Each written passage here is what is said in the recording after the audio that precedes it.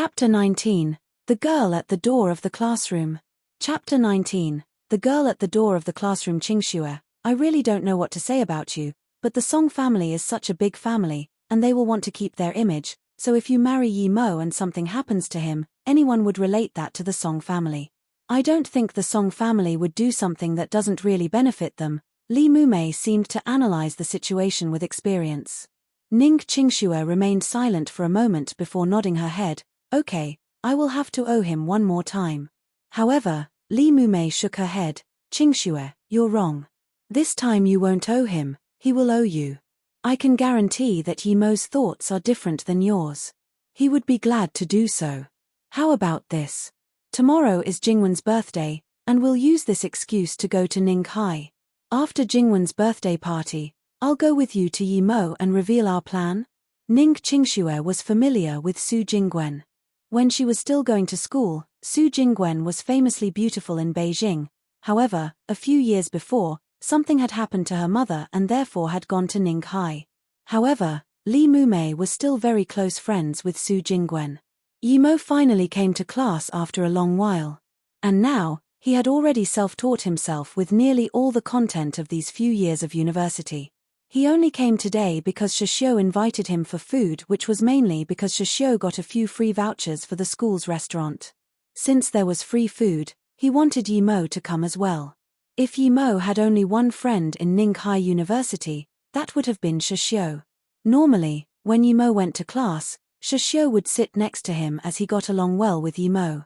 It had been like this ever since Yi Mo went to Ninghai University, and didn't change just because Yi Mo was kicked out of the Yi family.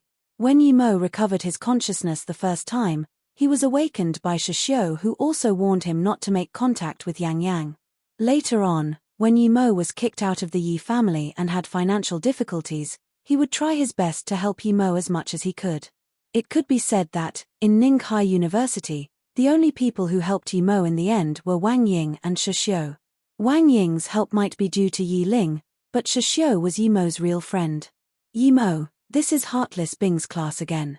You are already on her bad side, and if you didn't come, it would have been okay, so when she teaches, don't say a word. If she sees you, she might want to trouble you again, Shishio said to Yi Mo carefully. Yi Mo smiled and patted Shishio's shoulder. I won't care about these narrow-hearted women. Don't worry, it won't affect you. I can stay quiet for a whole month, much less during a lesson in class. Shishio also smiled as he obviously didn't believe that Yi Mo could remain silent for a month. Who did you call narrow-hearted, Yi Mo? Someone paralyzed, like you could not possibly have the face to talk about others and even have the face to come to class. A very crisp girl voice interrupted Yi Mo's words. Yang Yang, what do you mean? Yi Mo wasn't talking about you. What right do you have to talk? Is it because you think Yi Mo can be bullied? Shishio was not happy about Yang Yang's behavior. Ayo, Shishio, you seem to have enough guts to yell. Yang Yang saw the goody-goody Shishio dared to yell at her, and immediately went on the defensive. However, Yi Mo pulled Shishio aside and said, why taking her seriously? Just pretend as if it was a harmless dog barking. Yi Mo, Yang Yang pointed at Yi Mo and was about to swear. Yi Mo sneered, and before Yang Yang could respond, he said, being ugly isn't your fault, but showing off your ugliness is your bad. Oh right, didn't you say last time I couldn't go in bed with you? I'm sorry, I'm not interested in a dinosaur like you. Yi Mo was avenging the former soul of the body. Yang Yang was too cocky. Yang Yang was originally going to start swearing, but she suddenly laughed. Yi Mo actually called her ugly. Although she wasn't the prettiest in the school, she was easily the most beautiful in the class, and she immediately fought back. I'm ugly? Yi Mo, you're blind. Open your eyes and look. Do you know someone prettier than me? Do you? If you do, then I'll admit that I'm ugly. If not at this moment, a soft voice at the door of the classroom interrupted her. Yi Mo, come out, I've come looking for you a few times already, but I couldn't find you. Almost everyone looked towards the doorway, and all the male students' eyes immediately stared dead straight. A stunningly beautiful girl stood at the doorway. This girl at the door was like a flower that rose from the water. There were no signs of makeup. With shapely eyebrows and her faint smile and beautiful face, you didn't even need to look at her curvaceous body to know that she was a rare beauty. If this girl were a Ninghai University student, then the prettiest girl in the university wouldn't be Su Mai, but the girl in front of their eyes. Yang Yang was like a chicken grabbed by its neck. Her rambling suddenly stopped.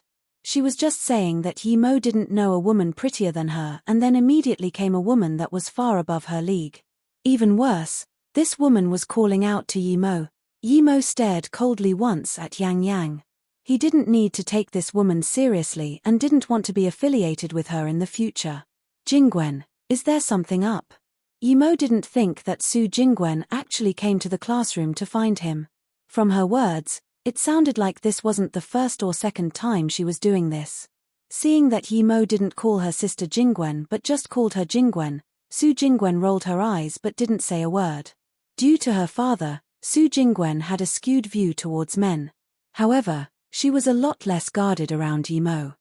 Although Yi Mo wasn't the person she was looking for, he resembled that person. On top of that, Yi Mo looked at her with clear eyes and didn't have any vulgar intents. He was easy to read, just like an open book. Plus, Yi Mo was a student, and all these factors combined made Su Jingwen have a good impression of Yi Mo. Can't I come looking for you when nothing is up? Do you have time? How about we talk outside? Su Jingwen smiled and said. Yi Mo nodded helplessly. He knew that free food wasn't to be earned so easily. He needed to be careful accepting offers next time. Eating one meal meant that he had to take a shift for someone till midnight, and now Su Jingwen came looking for him. He thought about it and just stood at the doorway, telling Shishio not to wait for him tonight.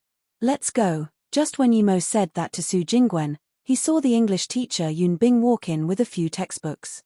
Her face was full of disgust when she saw Yi Mo leave the classroom, but when she looked at Su Jingwen, her face had a sliver of surprise which turned into pity. Of course, Yi Mo also saw Yun Bin, but he didn't care about his grades, so he couldn't care less what this woman did. It didn't matter even if she failed him. Rate translation quality. Chapter 20, Invitation. Chapter 20, Invitation. Yi Mo, I want to ask for your help. Su Jingwen's tone sounded like she was embarrassed. Yi Mo thought to himself, I knew this was going to happen. However, his impression of Su Jingwen wasn't bad. From the first time when he saw her desperate to save her mom, he knew this woman was someone worth helping. Besides, although he went to the police station because of her last time, she was just acting out of goodwill. Tell me, if I can help you, and if it doesn't take a long time, I will definitely do my best to assist you. It is my honor to help a beautiful lady. Yi Mo smiled. Actually, Yi Mo, you look nice when you smile. You need to smile more. Su Jingwen suddenly popped up with an entirely irrelevant sentence. Yi Mo became flustered for a bit. Although he understood people and how things worked in his new reincarnated surroundings, there was a barrier in the depth of his heart. When he entered the police station last time, this defense grew stronger. He was scared that his secrets would be leaked and caused him to be in danger. Therefore, he was usually cold and reserved when he was around people. Now when he heard Su Jingwen say this, he felt that he seemed to be a bit too careful. As long as he didn't expose his real secret, he wouldn't need to be so careful. Yi Mo, I've looked you up. Su Jingwen stopped and subtly looked at Yi Mo's expression. Seeing that his face was normal, she gasped a sigh of relief and continued, I have a cousin who is also in Ninghai University. Her name is Su Mai. I've heard about you from her. Do you have some misunderstanding with her? Her personality is a bit arrogant, but she isn't a bad person. Never mind, let's not talk about her. I don't understand her that well either. Su Jingwen stuttered for a long while but still couldn't finish her sentence. In fact, Su Mai told Su Jingwen that Yi Mo didn't know how to handle delicate situations, but Su Jingwen didn't take her words seriously at all. She was very clear what sort of a person Su Mai was. The reason she talked about Su Mai was that she didn't want Yi Mo to give up on himself. She still wanted to say that she knows someone very powerful who can even cure a person in a vegetative state. If she could find this person, then perhaps his problem would be cured too. However, she wasn't able to say this. After all, although she was a bit familiar with Yi Mo, it wasn't to the degree where they could say anything. They were just ordinary friends. Plus, how awkward would it be for a girl to say those words? Yi Mo understood Su Jingwen's meanings. Since she was Su Mai's cousin, It meant that she already knew about him. It was normal for her to be unable to express those words. He waved his hand to stop Su Jingwen from continuing. Actually, I'm living quite happily, and there isn't anything troubling me. Don't worry about it. Still, thank you for your concern. Okay, now let's talk about what I can help you with. Su Jingwen had a faint blush on her face and thought, although Yimo's expression said that he really didn't care about his condition, was he really thinking that way and didn't care about it at all? However, Su Jingwen secretly made up her mind that if she met the person who sold the charms, she would ask if she could buy a charm that could cure Yimo. Although she hadn't known Yimo for long, she felt very comfortable being with him. Not only was Yimo handsome, but his personality was quite friendly and open. He didn't make her feel the slightest pressure. This was the reason she was willing to help Yimo. Today is my birthday, and due to family reasons, I haven't had a happy birthday for many years. I want to invite you to come to my birthday party tomorrow night. I wonder if you would be willing to come. What she really meant to say was that she needed a male partner for a dance, but she hadn't found the suitable person. Asking this innocent Yimo to help her out was perfect for this. Yimo became dazed, and some warmness rose in his heart. Su Jingwen knew that he was the abandoned son of the Yi family, and yet she still invited him. This showed that in her heart, she had the same thought as Shishio, treating him as a true friend without exterior motives. Of course I would be willing to. Thank you for inviting me to your birthday party. I'll come for sure, Yimo agreed happily. Su Jingwen gave an invitation to Yimo and said, I won't have the time to call you that night, but it is at 6 p.m. at UWN private place, and the address is on top. I need to go to the airport to pick up my friends, so I'll see you tomorrow night. Seeing Su Jingwen's Mercedes disappear, he thought that if he wanted to go to her birthday party, he needed a gift for her. He couldn't go empty-handed. Although he had some money on him, Yimo wasn't an idiot. He needed to save the money for cultivation. At last, Yimo bought a very ordinary jade from the market and made it into a magical jade bracelet artifact. Although it was a bracelet, there were only 6 pea-sized beads of jade on it. They were sculpted into circular shape from the jade Yimo bought and made into a magical defensive artifact. Although this magical defensive artifact didn't even have a level, it could still defend against some simple attacks. However, there were only 6 jade beads on this bracelet. Each time it defended against an attack, it would damage a jade bead. Although it didn't look very refined, it was practical and helpful. With Yimo's current ability, he could only finish 6. Hopefully, Su Jingwen would not need a bead from this bracelet in her whole lifetime. For someone as rich as Su Jingwen, a few $100s of jade was nothing to her. The bracelet Yimo was going to give looked a little ugly, and she might not even wear it. However, regardless of whether she was going to wear it or not, Yimo wouldn't mention the magic enclosed in this artifact. When he returned to his home, Shu Wei still hadn't come back. Yimo cared for his flowers and grass a little. There was a month before he might be able to harvest the seeds of silver heart grass. After finishing these, Yimo then went toward UWAN private place in high spirits. Ninghaizhong Chiao Airport.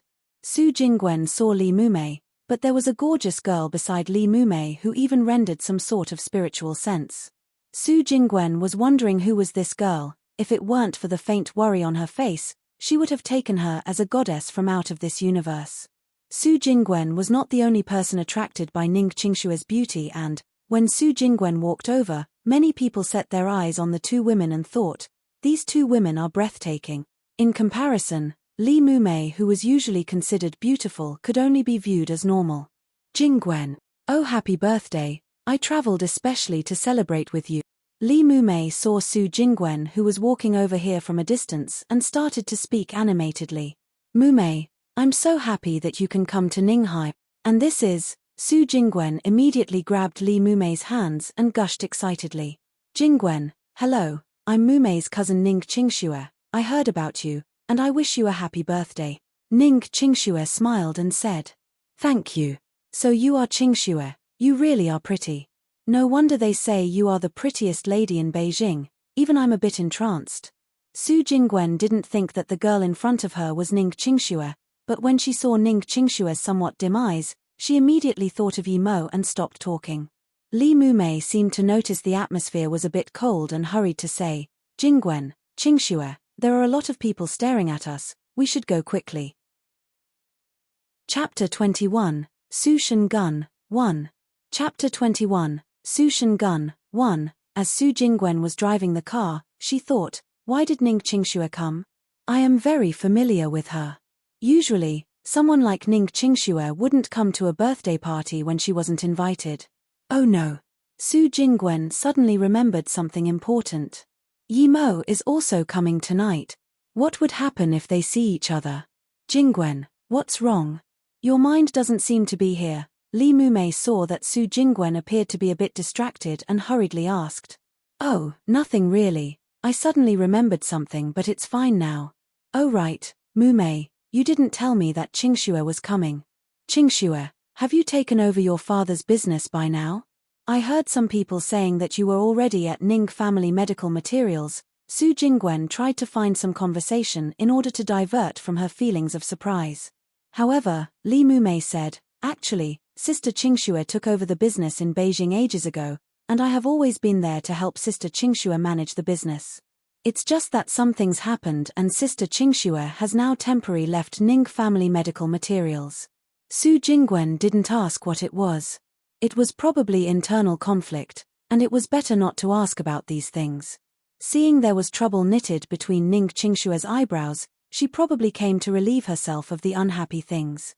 Should she give Yi Mo a call to tell him not to come tonight, so that Ning Qingxue's doesn't feel worse? Thinking about it, Su Jingwen suddenly realized something important. Yi Mo didn't have a phone at all, he wasn't at school right now either, and she didn't even know where he lived, so she couldn't possibly contact him. By the looks of things, it was set in stone that Yi Mo and Ning Qingxue were going to meet. Sister Jingwen, I heard from Mumei that your mother wasn't very well, is she better now? Of course, Ning Qingxue could tell Su Jingwen was a bit distracted, so she took the initiative to ask first. Su Jingwen had returned to being herself and decided to worry about Yi Mo later. It wasn't something that she could control now anyway. Hearing Ning Qingxue ask, she smiled happily. My mother is all well. Didn't Mumei tell you? Ning Qingxue felt a bit awkward. She didn't ask Li Mumei about Su Jingwen's mother's condition before coming. However, Su Jingwen didn't seem to mind and continued, I met a master purely by chance, you guys don't know about it, but that master's charm, Su Jingwen admired Yi Mo the most now. When Ning Qingxue asked, she made it sound like that master who sold her the charms was indisputable and unrivaled in the whole universe. She even recounted the specific details of buying and using the charms. Ning Qingxue and Li Mumei had their jaws open in shock after hearing this. They all stared stiffly at Su Jingwen. It was very rare to see someone like Su Jingwen being so superstitious, especially after receiving such a high education. To them, the person who sold Su Jingwen the charms definitely had an eloquent mouth. Jingwen, it's good that your mother is well. There is no need to go into such elaborate detail about how she recovered. Seeing how Su Jingwen was so superstitious, Li Mumei could only hint at her. I know you guys don't believe me, and I won't force you to. I have a fireball charm on me. If I didn't treasure it so much, I would use it and show you guys. However, if I did, I wouldn't be able to buy another one even with all the money in the world since I can't find that master anymore, Su Jingwen said helplessly. Okay, we believe you, Su Shen Gun. Under great reluctance, Li Mumei could only surrender. Even Ning Qingxue, who had a constant frown in her eyebrows, wanted to laugh. Su Jingwen was older than both of them, but her words were so unrealistic. It just could not be matched with her astute reputation. Seeing such a beautiful lady talk about a master who used shady charms really didn't match. If her own situation weren't so dire, she would have probably laughed seeing Su Jingwen put on such a Shingun show. Yi Mo made the bracelet and just put it straight in his pocket since he couldn't find a proper packaging to make it look better. He started recovering his Kai immediately as he spent quite some effort into making this bracelet. If it weren't so difficult to sell them, he would probably make a few to sell. Since coming to this world, it was the first time Yi Mo took the taxi. He didn't want to run to UWAN private place, and neither did he know the way. Yi Mo's taxi stopped outside. The guard at the door saw Yi Mo take the taxi over and was surprised as he didn't look like someone wealthy. Although he was wearing neat and clean clothes, his hair wasn't groomed and was unkempt. Moreover, he was wearing a normal pair of Vans. These shoes couldn't be worth more than $30 to $40, so he immediately stopped. "Yimo, sir, this is a private place, it isn't open to public." Before the guard finished his words, Yimo took out the invitation and handed it to the guard as he didn't care. With this appearance, it was normal for the guard to keep a close eye on him. The guard looked through the invitation a few times, and after confirming, he returned it to Yimo with surprise. "Apologies, please go in." Just when Yimo went into the yard, a red Porsche pulled into the yard. In contrast with his entrance, this time it was as though the guard was just purely for display. The red Porsche dashed past Yimo, before slowly reversing back to where he stood. The driver was evidently quite arrogant. This was a big yard, not a high-speed freeway. One glance could tell that this was a very cocky person. Just as Yimo thought this, a girl jumped off the car. Clad in a red top and tight jeans, her womanly features were clearly outlined and an air of superior arrogance and glamour was evident. Su Mai. Yimo wasn't surprised to see her here. She was Su Jingwen's cousin after all, and it was normal for her to come to Su Jingwen's birthday party. However, although this woman was arrogant at school, she still seemed reserved. However, he didn't think that outside of school, she didn't bother to hide it at all. "Yimo, stop. What are you doing here?" Su Mai was rejected without reason last time and lost several $100s to Yimo, which made her feel very uncomfortable. Yimo stared at Su Mai in a feigned bafflement. "I came here because I was invited. Is this place yours? Do I need to report to you before I come?" At this moment, another girl jumped off the car. She dressed similar to Su Mai, but what made her more eye-catching was that her hair was dyed yellow. "What's wrong, Mai? Who is this guy?" This girl asked Su Mai and scanned Yimo with a haughty side glance. Su Mai sneered, and before she could talk, a military-plated Audi parked at the door but didn't come in. Instead, a 20-or-so-year-old youth got off. He also saw Yimo and walked over. "Mai, long time no see, what's wrong? You don't seem to be happy." This youth had a smile and greeted her from a far distance. Su Mai saw this boy coming over, and her face immediately turned into a smile. "Brother Wang Shu, you didn't even come to see me, yet you say long time no see?"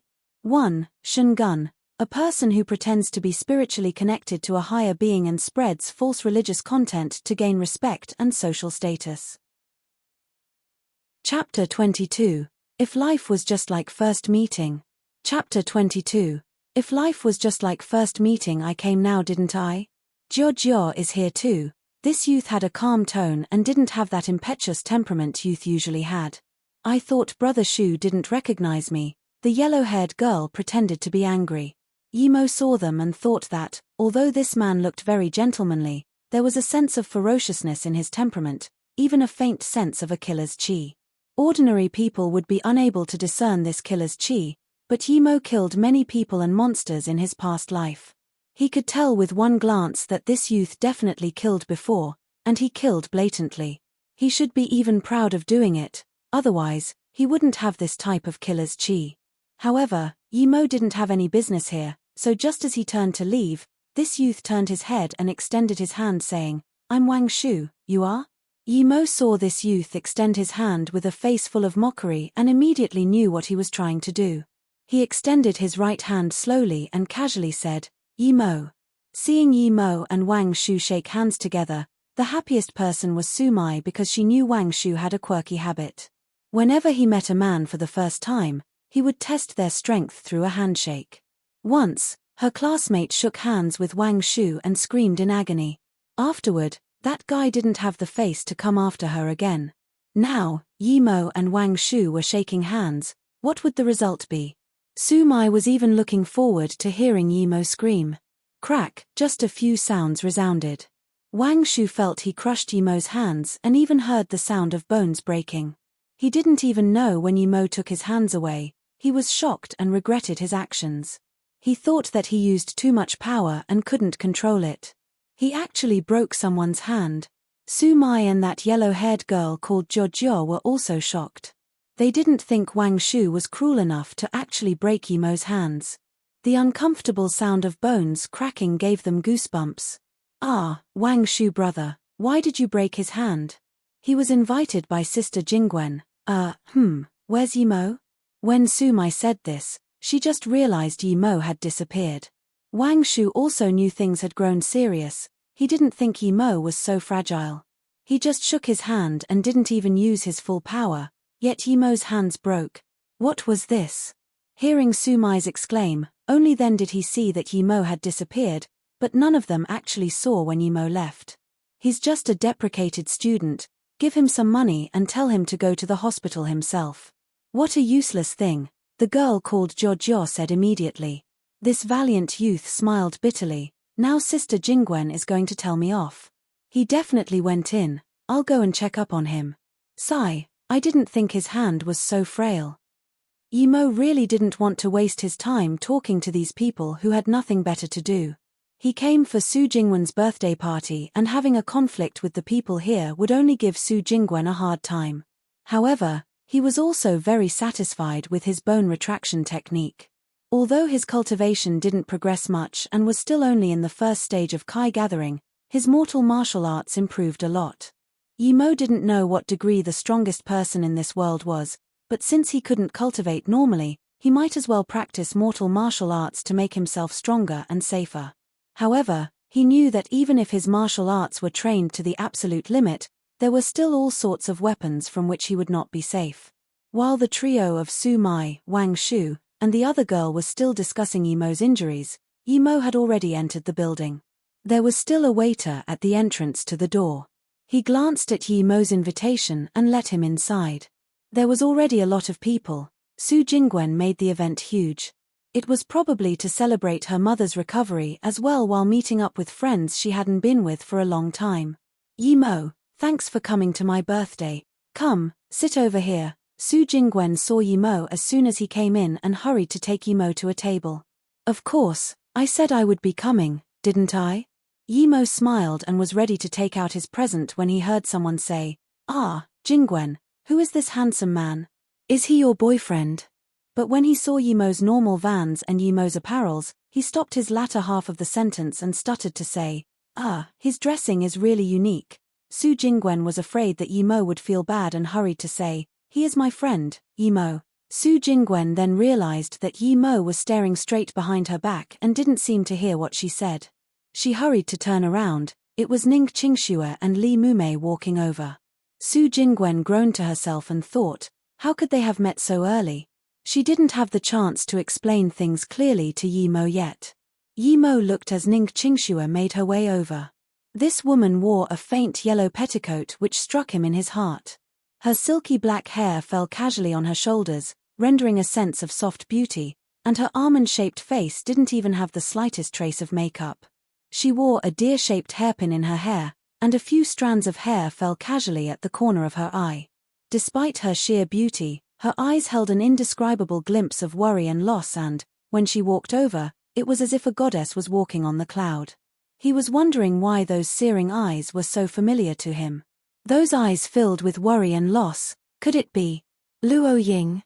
Yes, her eyes looked too similar to his master Luo Ying. Yimo exhaled a long breath and came back to his senses. He knew this girl wasn't his master Luo Ying, but yet her eyes drew him in, just like Luo Ying's eyes. Yimo's complexion returned to the calm he normally had. He didn't know Ning Qingxue. Meanwhile, Ning Qingxue had noticed this young man's looking at her. Although he had, like many other bachelors, lost himself in her appearance, he was different from other people. He carefully examined her but returned to his original calm. He wasn't like other people, removing their eyes from her with great difficulty and still taking peeks at her. "Qingxue, Mumei, you guys came. Let me introduce." Su Jingwen wanted to introduce them to each other, but Li Mumei walked up to Su Jingwen and whispered, "Don't introduce us here because Qingxue has never met Yimo before." Su Jingwen immediately reacted. If Ning Qingxue didn't know Yimo, then it really wasn't suitable to introduce them here. "Sister Jingwen, something happened. Wang Shu accidentally crushed Yimo's hands, and we don't know where Yimo is." Su Mai rushed in and said worriedly. But when she just said the first half of her sentence, she realized something was wrong since quite a few people were looking at her in astonishment. Just when she didn't understand what was happening, she saw Yimo. Chapter 23, Ning Qingshue's First Impression. Chapter 23, Ning Qingshue's First Impression. Your hand? Su Jingwen looked at Yi Mo, who appeared to be perfectly fine, and pointed to his hand in shock. Yi Mo saw Su Mai and frowned. Jingwen, I'm going to rest for a while. After having said these few words, he just walked to the side and switched table. Yi Mo. Ning Qingxue looked weirdly at Li Mumei, thinking who this Yi Mo was. Li Mumei smiled bitterly as she pulled Ning Qingxue to the side and said, he is actually the Yi Mo you were engaged to. It's just that he seems a bit different than before. Not only did his looks changed, but even his temperament is completely different than before. I don't know what happened to him, but I haven't seen him for a long time. It's just that I don't know why Jingwen would invite him over. He is Yi Mo. Ning Qingxue subconsciously looked at Yi Mo again. Yi Mo's words and mannerism didn't seem cocky nor humble. Although he wore simple clothes, his mannerism was very natural and free-flowing. He didn't seem awkward at all and didn't have the temperament of spoilt rich kids. He even had a faint sense of manly charisma that she felt from a distance. How could someone like him be impotent?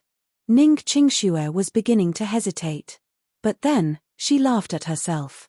If Yi Mo really was this person, then she didn't even know if he would agree to her plans.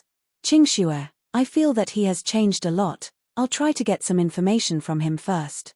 You can sit down. When Li Mumei saw Yi Mo, she suddenly felt hesitant towards her plan. The Yi Mo in front of her eyes didn't seem similar to the useless person according to what people were saying. If they had to be picky, then it was that his hair was a bit messy and wasn't shaped by a professional hairdresser. Ning Qingxue grabbed Li Mumei's hand. Mumei, I should be the one to do these type of things. Yi Mo saw that the people here were all wealthy, each wearing glamorous clothes. Comparatively, he was the most poorly dressed, but he wasn't ashamed. Instead, he was extremely calm.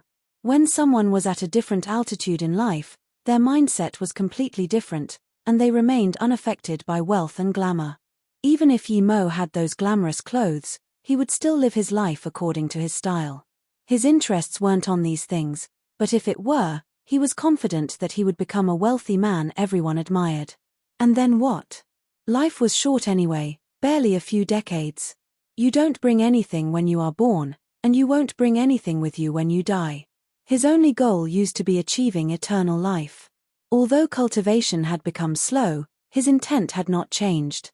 However, now he had an extra concern for his master Luo Ying. Her feelings for him were undeniable, and his for hers too. As for other things, they were all just like passing clouds to him. Yi Mo. Ning Qingxue came beside Yi Mo's table and called out. Her slightly shaky tone betrayed mixed feelings. You can sit. Yi Mo smiled faintly.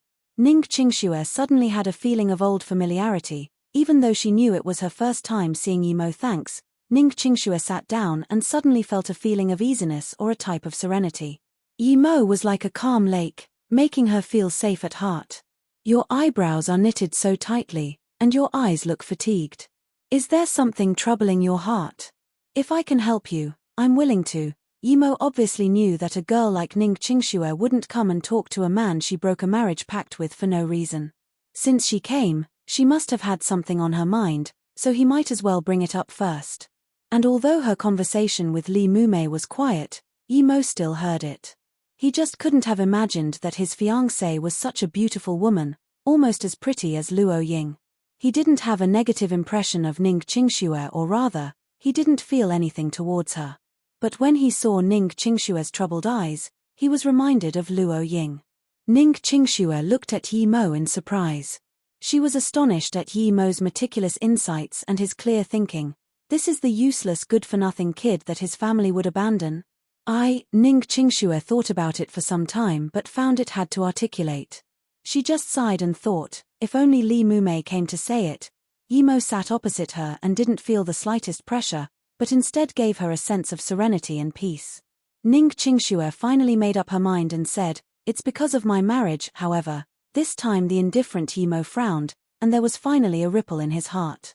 It was his first time interrupting Ning Qingshue's words. Your Ning family has already broken our marriage pact, and now, I'm not a member of the Beijing Yi family anymore. Yi Mo didn't finish his sentence, but his meaning was clear. It meant that he could help with anything but issues concerning marriage. It was her family that first broke off the marriage, and coming crawling back to him now was crossing the line. Although he had a good impression of Ning Qingxue, it didn't mean that Ning Qingxue could be exempted on this matter. I'm sorry. Ning Qingxue suddenly felt helpless. Yi Mo smiled faintly. You don't need to be sorry, I'm a good-for-nothing person kicked out by the Yi family. I'm not a suitable match for your Ning family anyway, and breaking the marriage pact holds certain freedom for me. I don't mean to reproach you for that, I just don't want to talk about it. Ning Qingxue suddenly felt uneasy in her heart. If she had heard these words before meeting Yi Mo, then she would pretend otherwise. But after seeing Yi Mo, she felt that her contemptuous views towards Yi Mo and her subconscious feeling that Yi Mo was not a match for her were laughable. The current Yi Mo appeared to have nothing but his plain and confident temperament and his open-minded outlook. It was a far cry from the Yi Mo in her memory. It was as though he wasn't the same Yi Mo that owned nothing, but a Yi Mo who had a condescending look on the world and stood at the peak of the clouds. This feeling made Ning Qingxue uneasy. Yi Mo sighed. He knew that Ning Qingxue had her troubles, but since it wasn't something he could solve, then there was nothing he could do. Thinking about that, he said, since Ning Qingxue seemed to know what Yi Mo wanted to see. She bit her lips and interrupted Yi Mo's words. Tonight, I want to go to. She suddenly felt a satisfying pleasure for interrupting Yi Mo's words. It was as though the discomfort she felt when Yi Mo interrupted her had dissipated. But Ning Qingxue didn't think that her words were also interrupted. Qingxue, it really is you? I didn't think I would see you during Jingwen's birthday party. This is such a surprise. As soon as these words were said, a youth carrying half a glass of red wine had appeared beside Yi Mo's table. Ning Qingxue frowned and didn't speak. This youth was decent-looking, but his eyes were very fidgety. He saw Yi Mo on his first glance but ignored him. This was because Yi Mo didn't even seem like a guest or even a waiter. Move over. I haven't seen Qingxue for a long time. This fidgety-eyed youth walked in front of Yi Mo and ordered him. Chapter 24, Shabby Gift. Chapter 24, Shabby Gift. Zhao Hong, sorry, I'm busy right now, please sit somewhere else. Ning Qingxue was annoyed since she finally summoned the courage to say what she wanted but was interrupted. Zhao Hong looked at Yi Mo in surprise and was wondering how this poor-looking person, who somehow found his way in here, could be connected to Ning Qingxue. Hello, I'm Zhao Hong. I just came back from Cambridge University, and I'll be staying at the Ninghai government office for now. If you have any trouble in Ninghai, just come to me. I can help you with the trivial stuff. Zhao Hong didn't leave just because of Ning Qingxue's words and instead extended his hands elegantly. For him, shaking hands with Yi Mo was due to Ning Qingxue. Although he didn't know why Ning Qingxue was talking to this person, he just wanted to get a good impression from Ning Qingxue. What took Zhao Hong by surprise was that Yi Mo casually took a fruit from the waiter's plate and didn't even seem to see Zhao Hong's hands. Zhao Hong's face reddened and awkwardly dropped his hand. He glared at Yi Mo and was just regretting extending his hand when Wang Shu came over. Brother, you're quite something. Your move even tricked me. Nice technique. This is my number. We must have a talk sometimes. Wang Shu patted Yi Mo's shoulder excitedly as soon as he came and gave him a name card with only his phone number. Yi Mo had a good first impression of Wang Shu. He felt Wang Shu was a decent person and could become friends. So once he heard Wang Shu say this, he also smiled and said, sure, gladly. Ning Qingxue saw Yi Mo's completely opposite attitudes towards two different people and seemed to be thinking about it.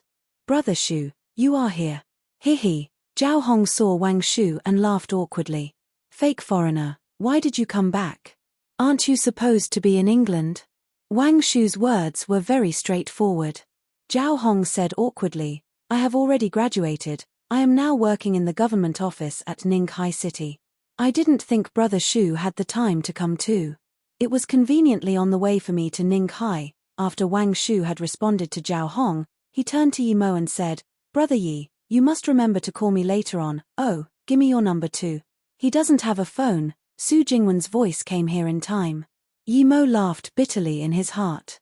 No matter where he sat, there would be a lot of people surrounding him quickly. He didn't like this boisterous environment. He had the urge to give Su Jingwen her present and leave. Jingwen, happy birthday to you. I brought this diamond necklace from England just for you. I hope you will like it. Zhao Hong saw he was starting to be neglected from the conversation, and hurried out to take his present. Thank you, Zhao Hong. After saying a few words, Su Jingwen took the necklace and gave it to the female servant in the background. As Zhao Hong saw that Su Jingwen didn't give his gift a second thought, a glimpse of disappointment flashed across his eyes. Sister Jingwen, I also brought something for you. Su Mai noticed the situation and immediately gave out a set of cosmetics products. At this moment, the guests all started giving their gifts, but many people already gave their presents at the door. Those who came in to give her the gifts were all Su Jingwen's good friends. Even Ning Qingxue gave an exquisite chest brooch. Yi Mo then realized that, although he deemed his present to be the most precious, its look compared to other people's presents was barely acceptable. However, at this moment, Su Jingwen had to look full of hope at him. Yi Mo smiled bitterly. He took out the bracelet he made from his pocket and gave it to Su Jingwen as he said, I made this myself. I know it's a bit shabby, and I apologize, but I didn't have the money to buy something more expensive. The bracelet was made of 6 pea-sized beads scattered loosely at different places. It was easily discernible that the jade had a crappy quality and obviously didn't look good. Everyone around them looked at Yi Mo's gift in surprise and thought, even if you didn't have money, a random piece of jewelry would still look better than this weird bracelet you made yourself. The beads are ugly, perhaps it was even made from a fake piece of jade. If that was true, then this bracelet was only worth a few dollars, which was much cheaper than any finished good. PFFF, some people in the crowd finally couldn't hold it in and laughed. This guy really was unique. Not only did he wear poor clothes, but also gave such a poor presents. This present is really unique, probably the only one that exists in the world, hihi. Zhao Hong saw Yi Mo offering this gift and finally found a chance to ridicule Yi Mo. Su Jingwen rolled her eyes towards Zhao Hong but happily accepted Yi Mo's bracelet while she wore it joyfully on her wrist. Yi, thank you. Thank you for making a present for me yourself. I really like this bracelet. Does it have a name? Yi Mo smiled and said, I named it the 6 Harmony. 6 Harmony? This name is really quite unique. Su Mai looked at the sanguine Su Jingwen and wanted to say something about Yi Mo but resisted the urge to. Ning Qingxue saw Yi Mo giving such a cheap present yet still had a calm face without any sign of uneasiness, and when she looked at Su Jingwen's joy of receiving the present, Ning Qingxue suddenly felt a weird feeling that she couldn't explain. Soft music played, and the first dance was coming. Just when everyone started guessing who Su Jingwen would get to dance with her for the first song, Su Jingwen looked at Yi Mo and said, Yi Mo, would you dance with me for this tune? He is Yi Mo. Zhao Hong obviously heard about the things between Yi Mo and Ning Qingxue, and his expression became weird. From Su Jingwen accepting Yi Mo's present and wearing it on her hand to inviting Yi Mo to dance with her, even those who didn't know Su Jingwen knew that Yi Mo was probably someone Su Jingwen pushed out to be a shield. It was to defend against those who wanted to dance with her tonight. However, Ning Qingxue didn't think this way. She felt that Su Jingwen genuinely wanted to invite Yi Mo to dance. Although she didn't know why Su Jingwen would do something like this, there was an unreasonable feeling of annoyance in her heart. She immediately felt confused about her feelings. Yi Mo also didn't think Su Jingwen would invite him to this gathering for this and said awkwardly, Unfortunately, I don't know how to dance at all. Su Jingwen became dazed for a moment. She considered everything else except for the fact that Yi Mo couldn't dance. Although Yi Mo was abandoned by the Yi family, he was still once a young master there, and he was a student of Ning High University. How could he not know how to dance? Only Li Mumei knew that Yi Mo really didn't know how to dance. In the past, although Yi Mo was boastful, he never seemed to go to the dance floors or clubs.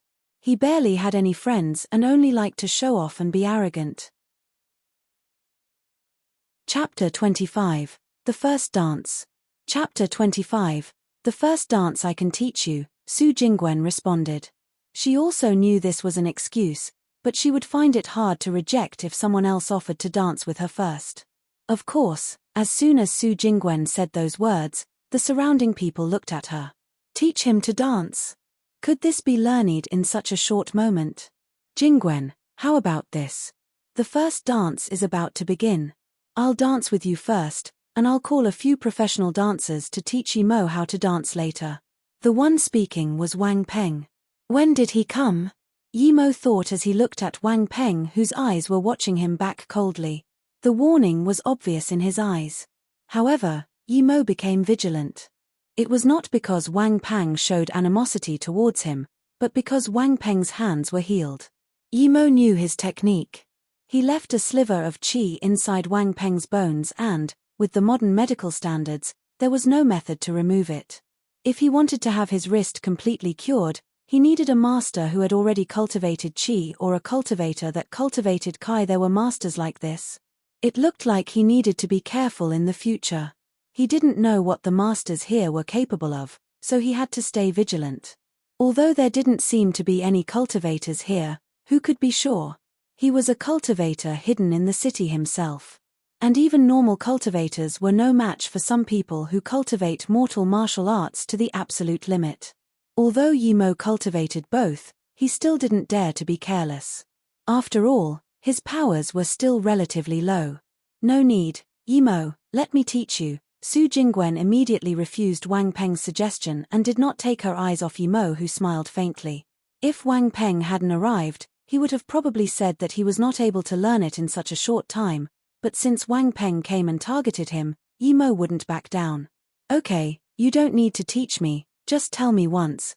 Hearing Yimo's words, Wang Peng was even more annoyed at Yimo. He can learn it just by being told once.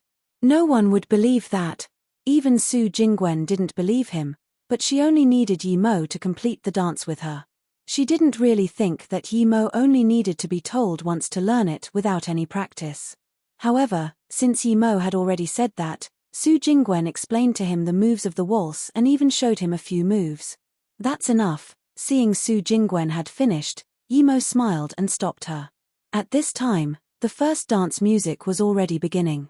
Everyone looked at Yimo and Su Jingwen walking into the dance pit. They wanted to see how Yimo would perform, and some people were waiting to see Yimo be embarrassed. Ning Qingxue looked at Yimo. She had a feeling that Yimo's smile meant that he was confident on the matter. Yimo grabbed Su Jingwen's hand, and a faint aroma wafted to his nose, engulfing him in a complex, indescribable feeling. Other than the moment he fled with his master, he had never been so close to any woman. His heart started to beat faster. Although Luo Ying carried him to escape in his last life, that moment was too short and didn't even have the chance to react before he fell unconscious. Today, it was different, for he was grabbing Su Jingwen's hand and even moving with the music. Yimo, you cheated me. You said you didn't know how to dance, but your dance moves are perfectly fine. I won't believe that you could dance so well with me just telling you once. When Su Jingwen started to dance with Yimo, she immediately felt that Yimo's was not someone dancing for the first time. His moves were agiler and more in sync with the music than hers. Yimo didn't explain why he would know just by being told once. It was useless to, even if he did anyway. Could he tell Su Jingwen that he had spirit sense? These moves were way too simplistic compared to what he cultivated. Instead, he just asked, "Do you often dance?" Yimo held on to Su Jingwen's hand and passed on his body temperature. Occasionally she would brush against Yimo's body. Su Jingwen felt like she was playing with fire. The masculine charisma from Yimo's body made her feel lost, yet his light breath on her made her feel great calmness. Was he really a student? Everyone around saw Yimo and Su Jingwen dancing moves charged with chemistry, and everyone came to the realization that this Yimo was only pretending not to know how to dance. In this era, which young master didn't know how to dance? Wang Peng's face was pale with fury as he felt played and cheated. This made him very annoyed, and soon, he put Yimo in the same position in his heart as the person who sold the charms. A gruesome fate would await him. Ning Qingxue looked quietly at Yimo and Su Jingwen's synchronized dance moves as she listened to the soft music. It was unknown what she was thinking, but her face seemed calm. After the tune was over, Su Jingwen appeared to linger in the mood, but after hearing the claps around her, she realized the song was over yet couldn't help but reminisce. The music started playing again, and everyone began to look for a dance partner as they entered the dance pit. Just when Wang Peng wanted to invite Su Jingwen again to dance, he suddenly saw Ning Qingxue, and his eyes immediately brightened up. He hurriedly walked over and asked, "Hello, my name is Wang Peng, may I have the honor to dance with you?" Ning Qingxue looked coldly at Wang Peng and didn't even reply. Instead, she walked in front of Yi Mo and said, "Yi Mo, I didn't have the chance to finish what I was saying before. Could we continue this conversation?" Wang Peng became even angrier, and his face grew paler. Su Jingwen already knew that Ning Qingxue and Yi Mo had broken their marriage pact, but she didn't know why Ning Qingxue kept asking for Yi Mo. Was there something else? Just when Su Jingwen wanted to say something, Li Mumei walked over and pulled Su Jingwen. "Jingwen, I have some things I need to talk to you about, let's go." Seeing Su Jingwen, who was already far away, Yi Mo looked at Ning Qingxue and said, "Okay, we'll sit for a while on the side." Yi Mo was originally planning to leave after finishing this dance, but could only stay due to Ning Qingxue. Wang Peng looked at the beautiful goddess-like Ning Qingxue being taken away by Yi Mo. Although he was livid, there was nothing he could do. All he could think about was when he would teach this guy a harsh lesson.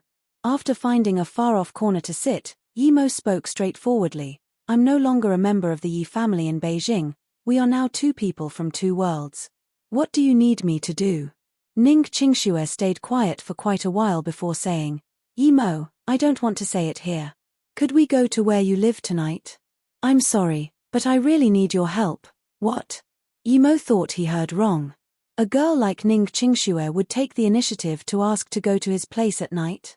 No matter what it was, this didn't seem to be right. Chapter 26. Taking Ning Qingxue home. Chapter 26. Taking Ning Qingxue home. What? Qingxue wants to marry Yi Mo? How is this possible? Su Jingwen was also shocked by Li Mumei's words. She didn't think that Ning Qingxue had such a crazy idea. Her first reaction was actually to oppose the decision, and Li Mumei looked at Su Jingwen with some degree of shock to her response to the situation. Su Jingwen also seemed to realize that her reaction was inappropriate and ridiculed herself. "I'm only saying Qingxue is such an excellent girl, how could she, or rather, why would she decide to marry Yi Mo? Even if she wanted to avoid the marriage arranged by her family, she shouldn't do that to herself." Li Mumei sighed and replied, "It's because Yi Mo is disabled that Qingxue would make such a decision. Sister Qingxue is really unfortunate. However, today I saw Yi Mo, and he is completely different from the Yi Mo in my memories. I had no idea a person could change so much. Sigh, if he weren't kicked out of the Yi family and didn't have a problem with his body, then everything would be perfect." Su Jingwen sunk back into silence. She didn't know why, but unconsciously, she just wanted to disagree with Yi Mo marrying Ning Qingxue, but she couldn't find any reason. Was it just because he danced with me today? Or was it because he looked like that master who sold me the charms? What's wrong? Jingwen? Li Mumei saw Su Jingwen become silent and hurriedly ask. "Oh, nothing. I was just wondering if maybe I could help with something." Su Jingwen was dragged back into the reality by Li Mumei. Li Mumei didn't know why Su Jingwen's mind always wandered off, so she could only say, "I will send you some photos of Ning Qingxue and Yi Mo sleeping together in pajamas to you. You just need to find an entertainment media outlet to release them and then find some journalists to interview them about their marriage." Su Jingwen looked at Li Mumei with her eyes wide open and said after a while, "You thought of such a wicked idea? You will damage Qingxue's reputation."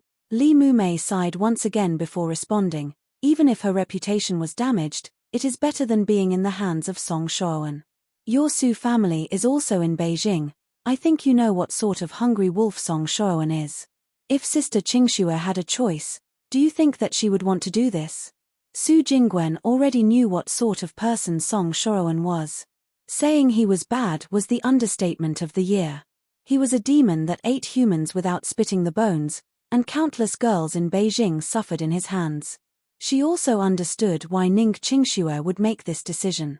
After a few moments of thinking, Su Jingwen replied, "However, this way, wouldn't Yi Mo be the victim? He's innocent here. I also know that he is innocent, and initially, I thought that by giving him some money, he would be glad to do it. But I almost couldn't recognize the Yimo of today compared to the Yimo from the past. Could a person really change this much after experiencing hardship? I can no longer be of any help with this situation. We can only wait and see if Yimo wishes to help Ning Qingxue and, if he doesn't, then there's nothing we can do anymore, Li Mumei said helplessly. Su Jingwen opened her mouth but eventually didn't say anything. At this moment, both of them were silent. What would be so important to you that we would have to go where I live for you to say it? Can't you say it here? Yimo looked at her with surprise. Ning Qingxue lowered her head. She couldn't bear to explain the plan to Yimo. If Yimo didn't agree to Li Mumei's plan, would leaving the country even work?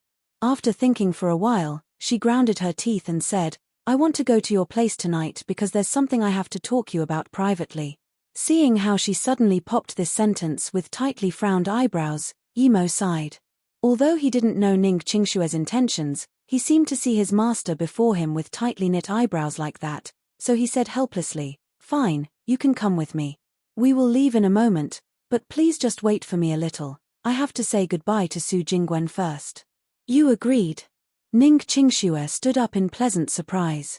The first time she saw Yimo, she was prepared to be rejected by him since he was completely different from what Li Mumei told her. She didn't think Yimo would agree so easily. Jingwen, I'm going. Qingxue has some issues she would like to discuss and is coming with me. Just when Yimo stood up, he saw Su Jingwen walk over with another girl. He seemed to have seen that girl before but didn't have any impression of her. Li Mumei saw that Yimo didn't even seem to notice her as if he didn't know her. She thought to herself that he had definitely changed. Ah! Yimo, you agreed. Su Jingwen looked at Ning Qingxue and Yimo with a weird look. After her reply, she then realized why she would ask something like that.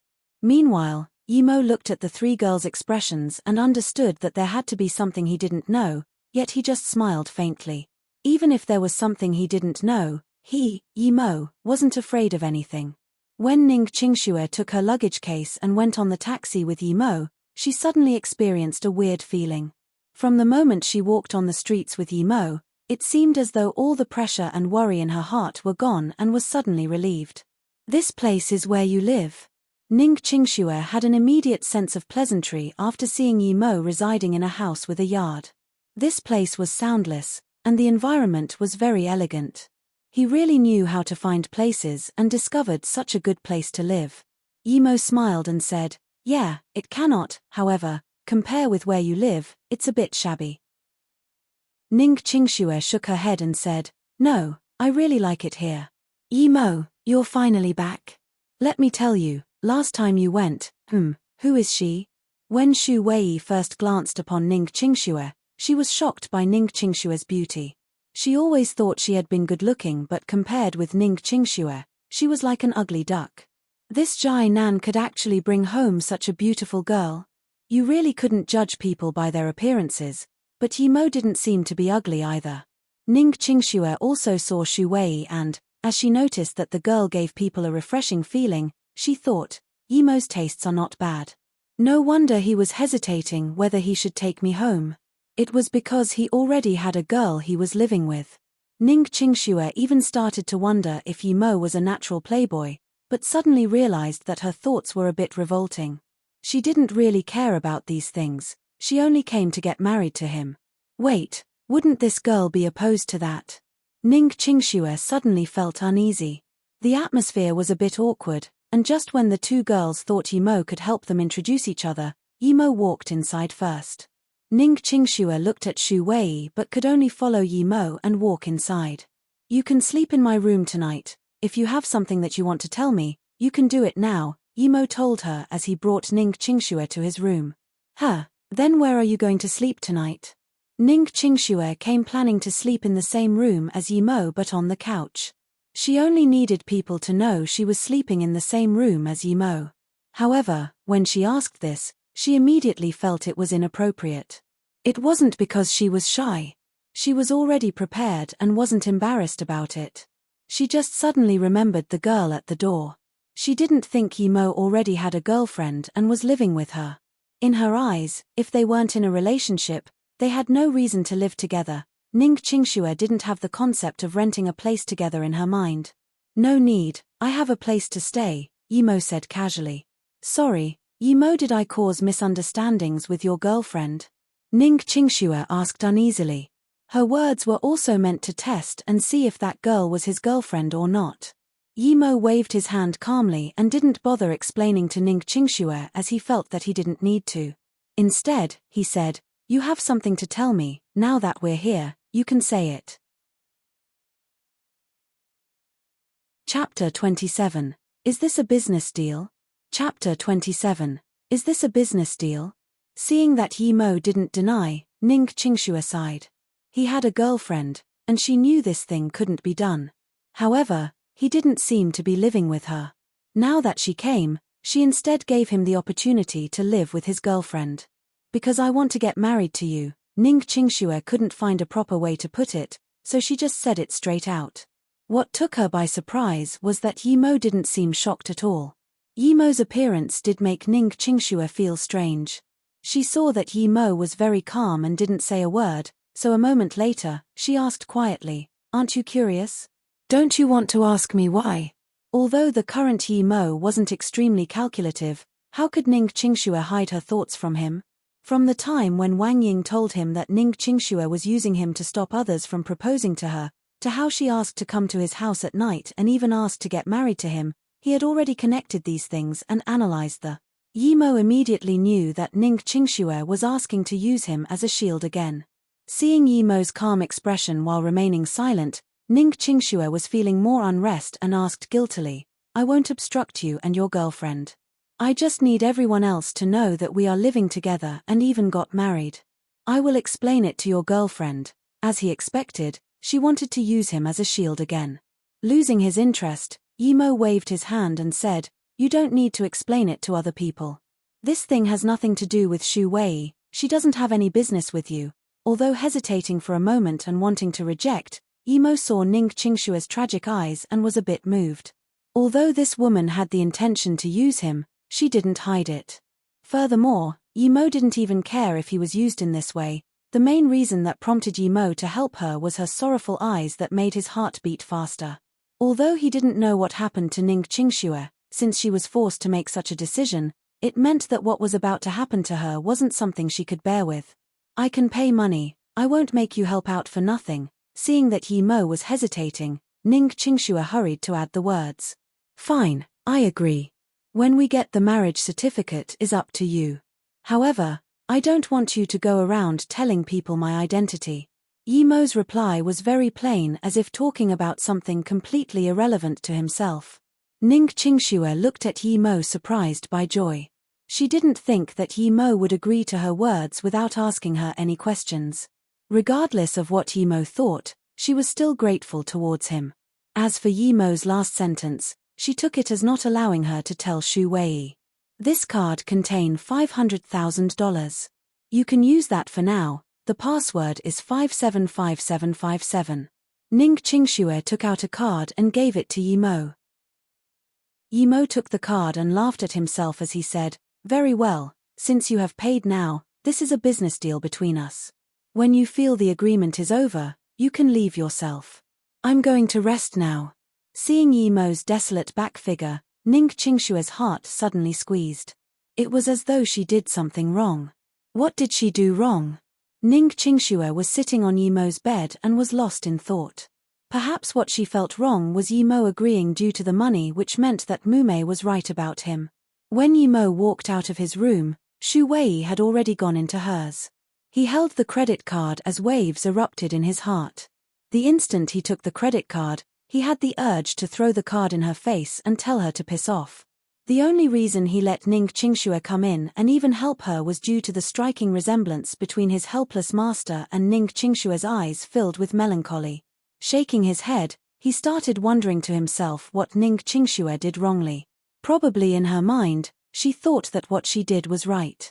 Anyway, he already gave his room to Ning Qingxue, so Yimo had nowhere to go. Luckily, he had always been cultivating on the north side of the yard, which was near the back. In this spot, there was an old tree, and every time Yimo cultivated under it, he felt more peaceful. Yimo sat under the tree cultivating for an entire night.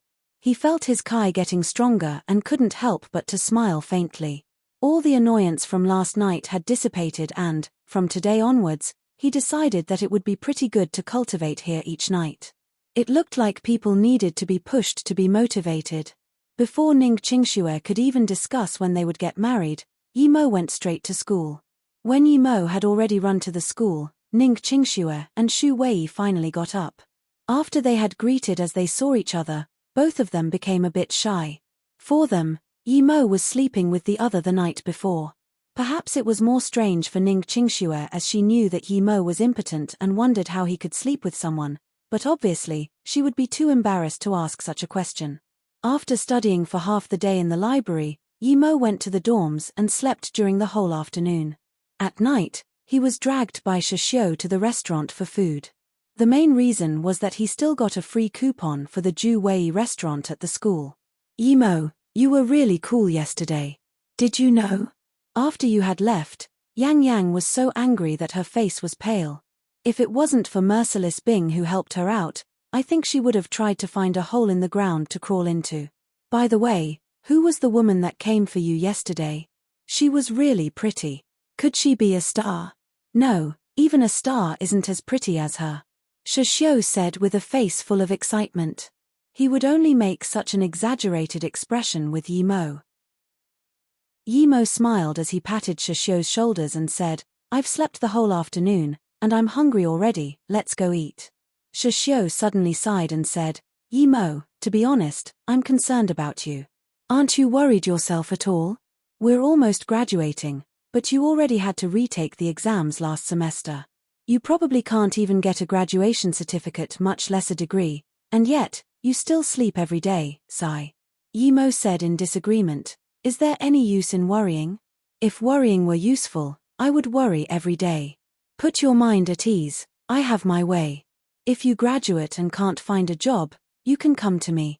I'll be responsible for getting you a job and get you fed. PFFFT, never mind. What I want is not just a job that will get me fed.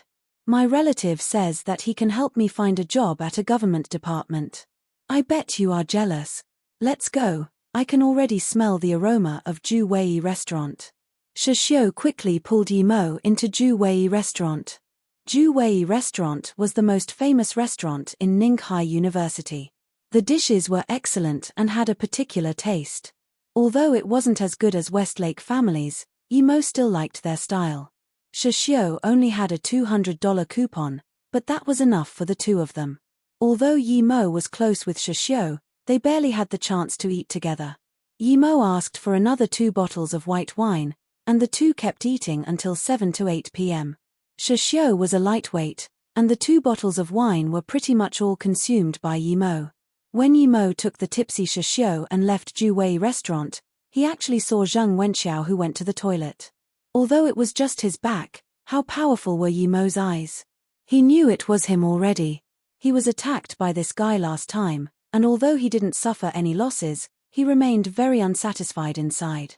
Now that he saw this man again, how could he let him go? He hurriedly dumped Shishio on the dorm bed before immediately coming back outside Ju Wei restaurant and waited. He estimated that this Zheng Wenxiao's family had some power, so when he would be teaching him a lesson, he had to cover his face. If it were only according to Yimo's will, he would have killed him straight away, but he also knew that if he murdered Zheng Wenxiao, he would most likely become the suspect number 1. Therefore, it would be best to beat him until he can't manage to live his own life. Yimo didn't wait very long before seeing Zheng Wenxiao leave Ju Wei restaurant speaking on the phone. Chapter 28, Stalking. Chapter 28, Stalking. Zheng Wenxiao went in his BMW and drove towards a far-off place, unaware that Yimo was following him. Soon the car stopped as a 40-or-so-year-old man, who was carrying a woman, rushed at the BMW while Zheng Wenxiao hurried out of the car and went to help him. What made Yimo surprised was that he knew the woman. The woman, carried by both Zheng Wenxiao and the other man, was Yun Bing, who was also known as Merciless Bing, Yimo's English teacher. Why would Yun Bing be waiting for Zheng Wenxiao here? Yimo was astonished, but he didn't keep it on his mind.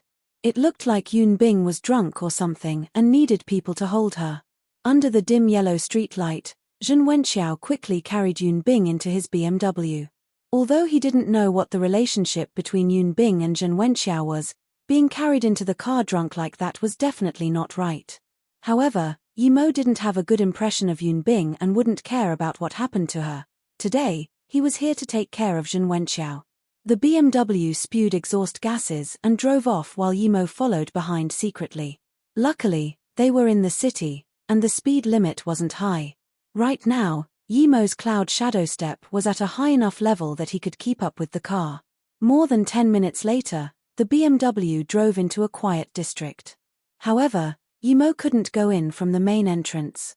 After making sure there were no cameras around, Yimo jumped over a wall into the small living district and kept his eyes on the BMW from a distance. He quickly saw the car stopping outside a building. Zhen Wenxiao and the other man hurriedly carried Yun Bing up the stairs, but Yimo could only watch from below as he was only in the first stage of Kai gathering. If he was in stage 3, he could follow them with an invisibility art. However, if he followed now he would be seen, and it wasn't suitable to teach Zhen Wenxiao a lesson in the stairways. It would be better inside. Yimo waited down there for some time, and before long, a light in a room on the 4th floor lit up. Yimo immediately knew where they went and didn't hesitate to climb up through the window, and soon, he entered the lit-up room through the kitchen. "Young Master Qiao, I am ready." Hearing that voice, Yimo knew this was the other man talking. "Start when I go on this woman. Remember to film it clearly and capture all the specifics, especially when she moans. I want all of it. I don't believe that she won't cooperate after all that." After Zhen Wenxiao's words, Yimo heard a ripping sound, like clothes being shred. So, these two want to gang rape Merciless Bing and also want to record it. He wondered whether she had had a conflict with the two in the past or if she had some incriminating evidence against them in her hands for the situation to be like that.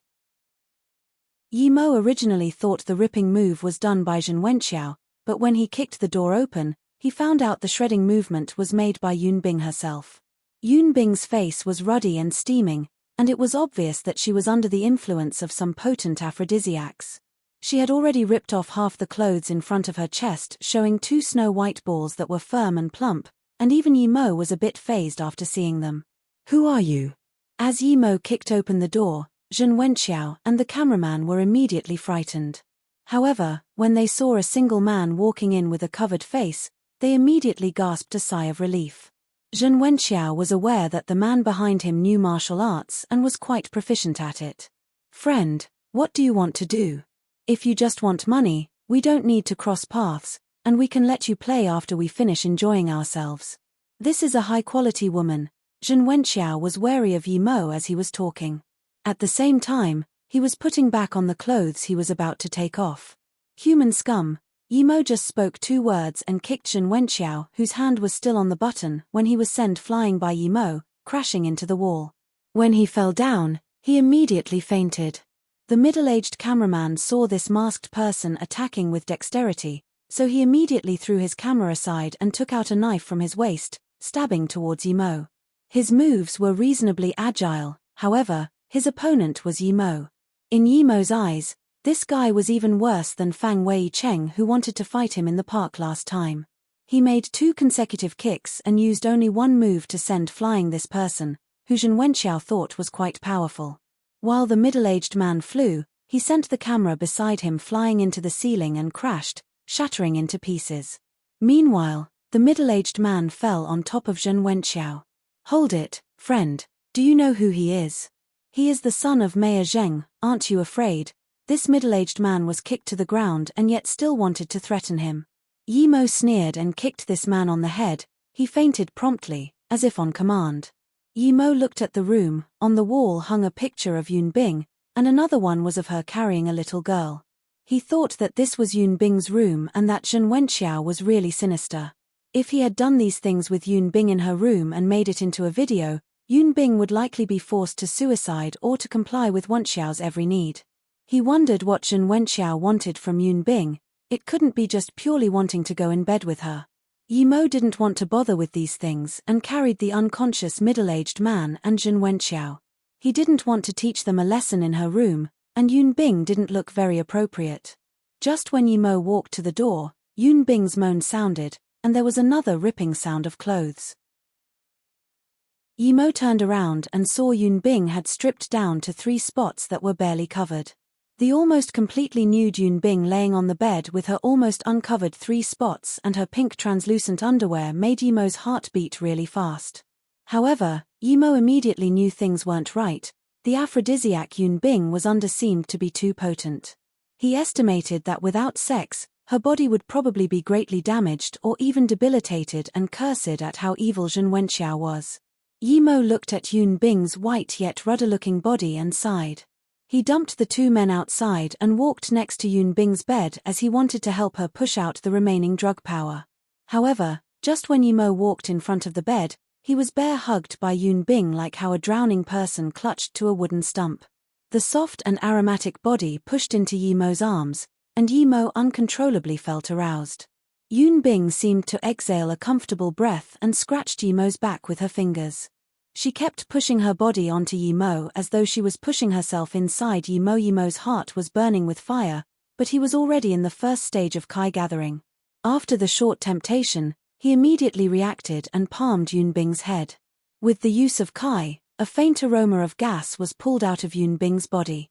As Yimo continued to use Kai to pull out the aphrodisiac component in Yun Bing's body, Yun Bing gradually settled down. After a long time, Yimo was full of sweat but finally managed to push out the remaining components from her body. He was relieved and took down the black clothes to wipe the sweat from his head. However, Yun Bing woke up coincidentally at this exact moment. Abruptly, she felt she was almost completely nude and opened her eyes in horror, seeing Yimo, who was wiping his sweat, and, under embarrassment and rage, she fainted once again. Chapter 29, Ning Qingshue's Second Impression. Chapter 29, Ning Qingshue's Second Impression. Yimo was fatigued and didn't realize that Yun Bing had already woken up once. He pulled a quilt over Yun Bing's body and said to her, "You've been lucky today. With your attitude towards me, I didn't want to save you, but I'm in a good mood today."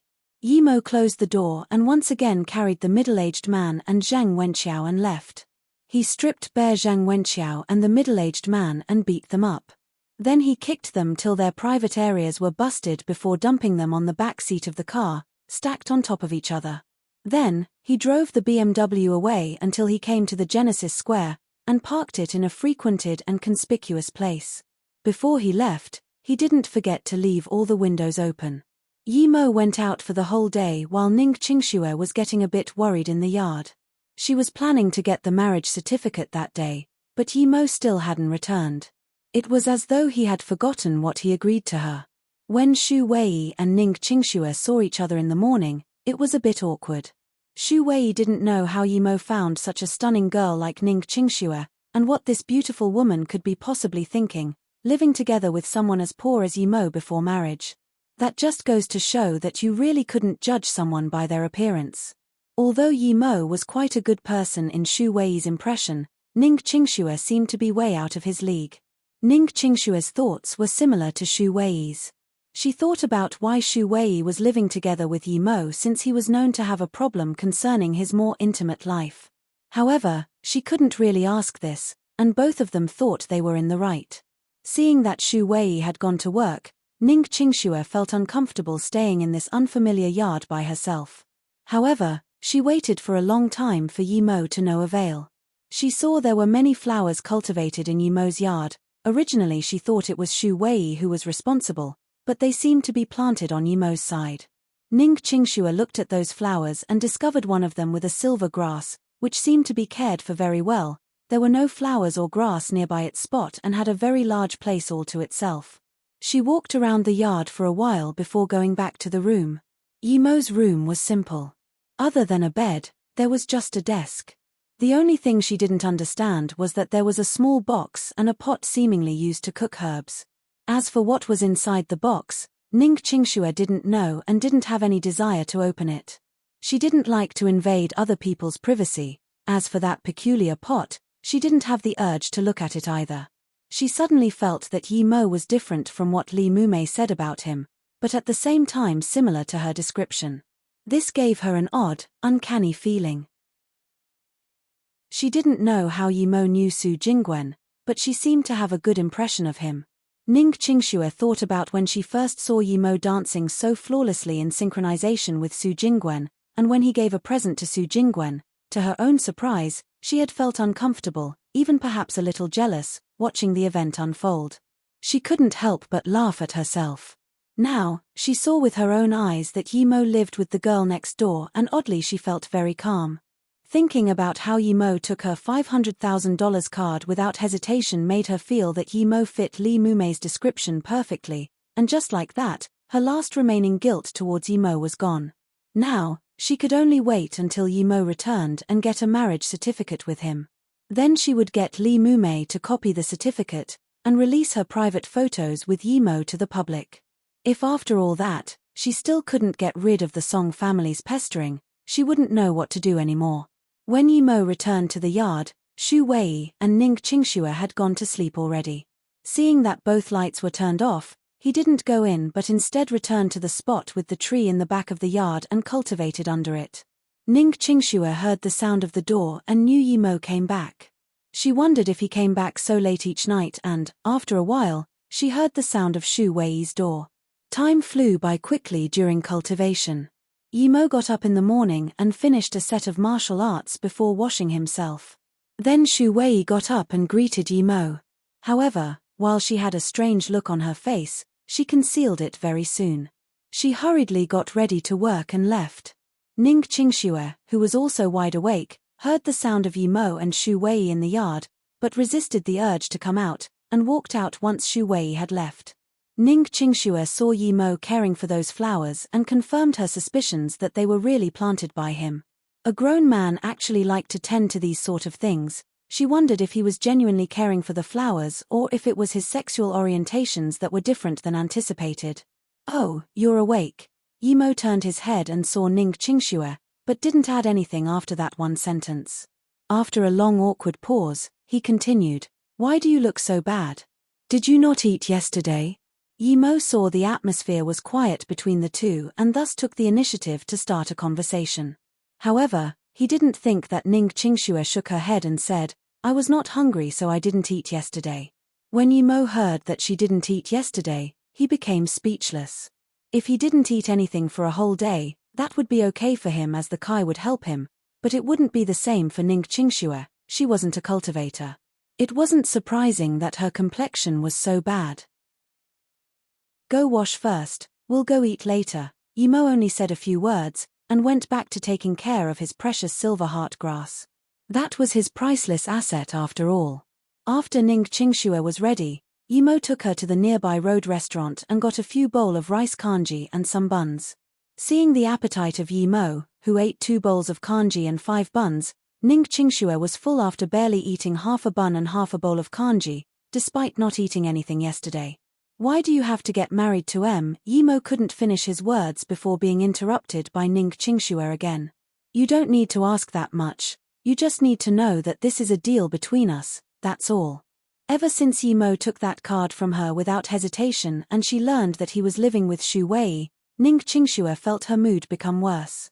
She doubted that the indifferent Yimo she saw during Su Jingwen's birthday party was a fake. If Yimo asked this question when they first saw each other, she would perhaps tell Yimo that she just wanted to rid herself of the Song family. But now, she didn't want to say anything to Yimo. She would pay the money and Yimo would play his part. This was just a simple deal. After the deal, they would part ways, and the two wouldn't have nothing to do with each other anymore.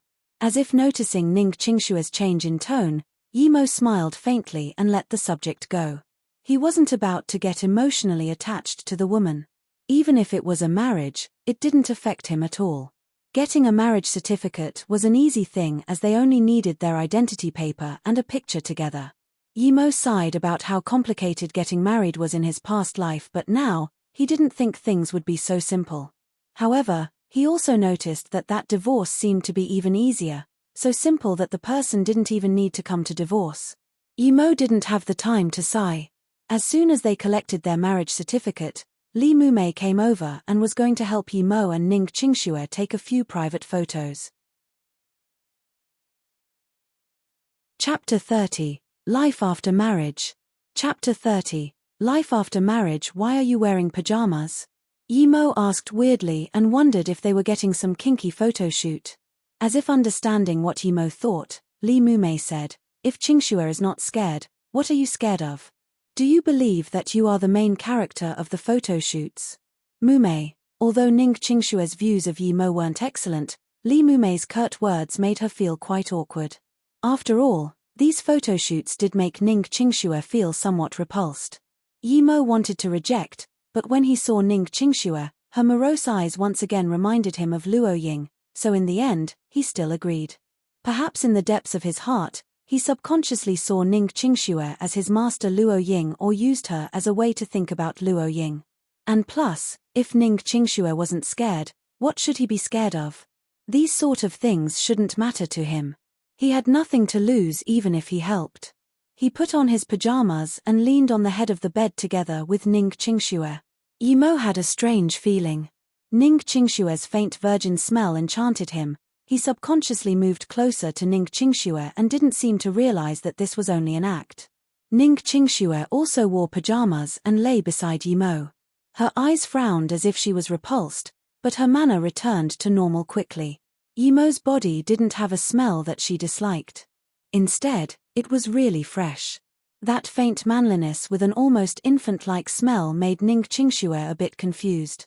She seemed to notice Yimo move over closer to her, but unconsciously, she actually didn't move away.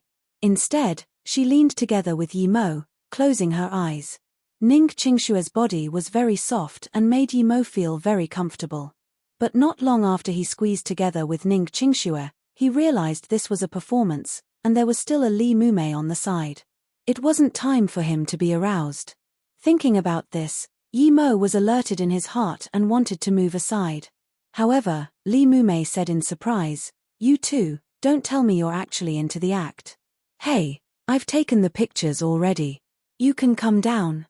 Really, Ning Qingxue was suddenly shocked awake and immediately blushed. She really didn't know how she got into it and didn't dare to look at Yimo and Lee Mumei.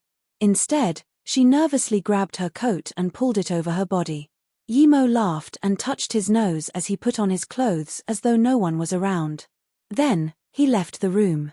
Mumei, Ning Qingxue didn't seem to know how to explain her actions just then. She didn't know why she would be attracted by Yimo and didn't push him away. "It's okay, I've got the pictures ready. I'll send them to Jingwen later and bring a copy back to Beijing. From now on, you should just live here by yourself for now, for a month or so. Then, things would be clear and concrete. I'll come over and visit you frequently." Lee Mumei then sighed and continued, "Luckily Yimo has a particular condition, otherwise, I think it would be really dangerous for you two to be together."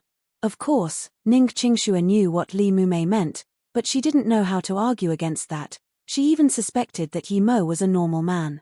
Otherwise, how could he sleep with Xu Wei? Although she thought that, she was too embarrassed to say it out loud. However, she knew her feelings towards Yimo regardless of whether Yimo was impotent. Mumei thought too much.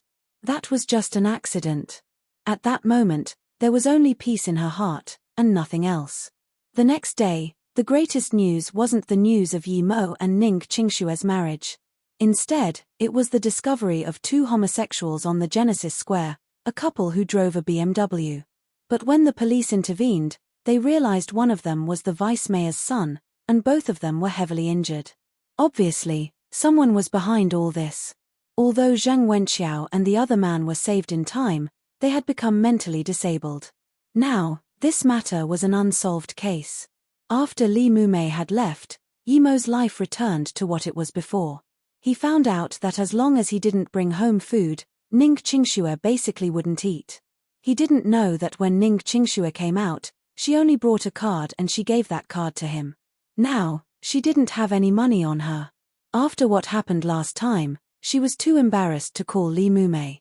Plus, Yimo took $500,000 from her. It wasn't much even if she ate with Yimo's money. If it was just Yimo alone, he didn't really care what he ate and didn't even mind if he didn't. However, Ning Qingxue was here, so he had to bring food for Ning Qingxue each day. However, after a few days, he discovered that Ning Qingxue ate very little of the food he brought home. He sighed. He knew that Ning Qingxue probably had some diet habits and wasn't used to eating takeaway food. Therefore, Yimo could only buy vegetables and cook the food himself. However, he only had 50,000 on him, and after buying herbs and some other daily items, he only had 20,000 remaining. Meanwhile, he looked at Ning Qingshue's card. He thought that she lived at his place and ate with his money, so it wouldn't matter if he used her card for some money. He wasn't looking to keep the remaining money by the end of the deal anyway, so he only needed it for necessities. However, what made Yimo disappointed was that he could not withdraw 5 cents, much less $500,000 from Ning Qingshue's card. There was no other reason but that the card was frozen. Although a lot of things didn't go successfully, there was something good, and that was that Ning Qingxue didn't dislike Yimo's cooking. She actually ate quite a lot each time, which made Yimo rest easier. Otherwise, if Ning Qingxue became fragile as if a slight gust could topple her, that woman Li Mumei would probably become furious. Even though it didn't matter if she was furious, he was just scared that she would go to Ning High University and go on a rampage. Plus, he didn't have a bad impression towards Ning Qingxue and even felt that she was decent, so he didn't want to see her starve either. Ning Qingxue was very strange. Although Yimo bought little amounts of vegetables home, when Yimo started cooking, she actually ate more.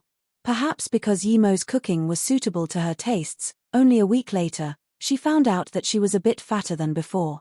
On the other hand, what made Yimo the happiest was that his silver heartgrass was finally mature and the seeds were ready to harvest. Yimo carefully took the 39 silver heartgrass seeds and put them in a jade bottle he prepared beforehand. He didn't want to plant them in this yard anymore because he wasn't going to live here for 2 years.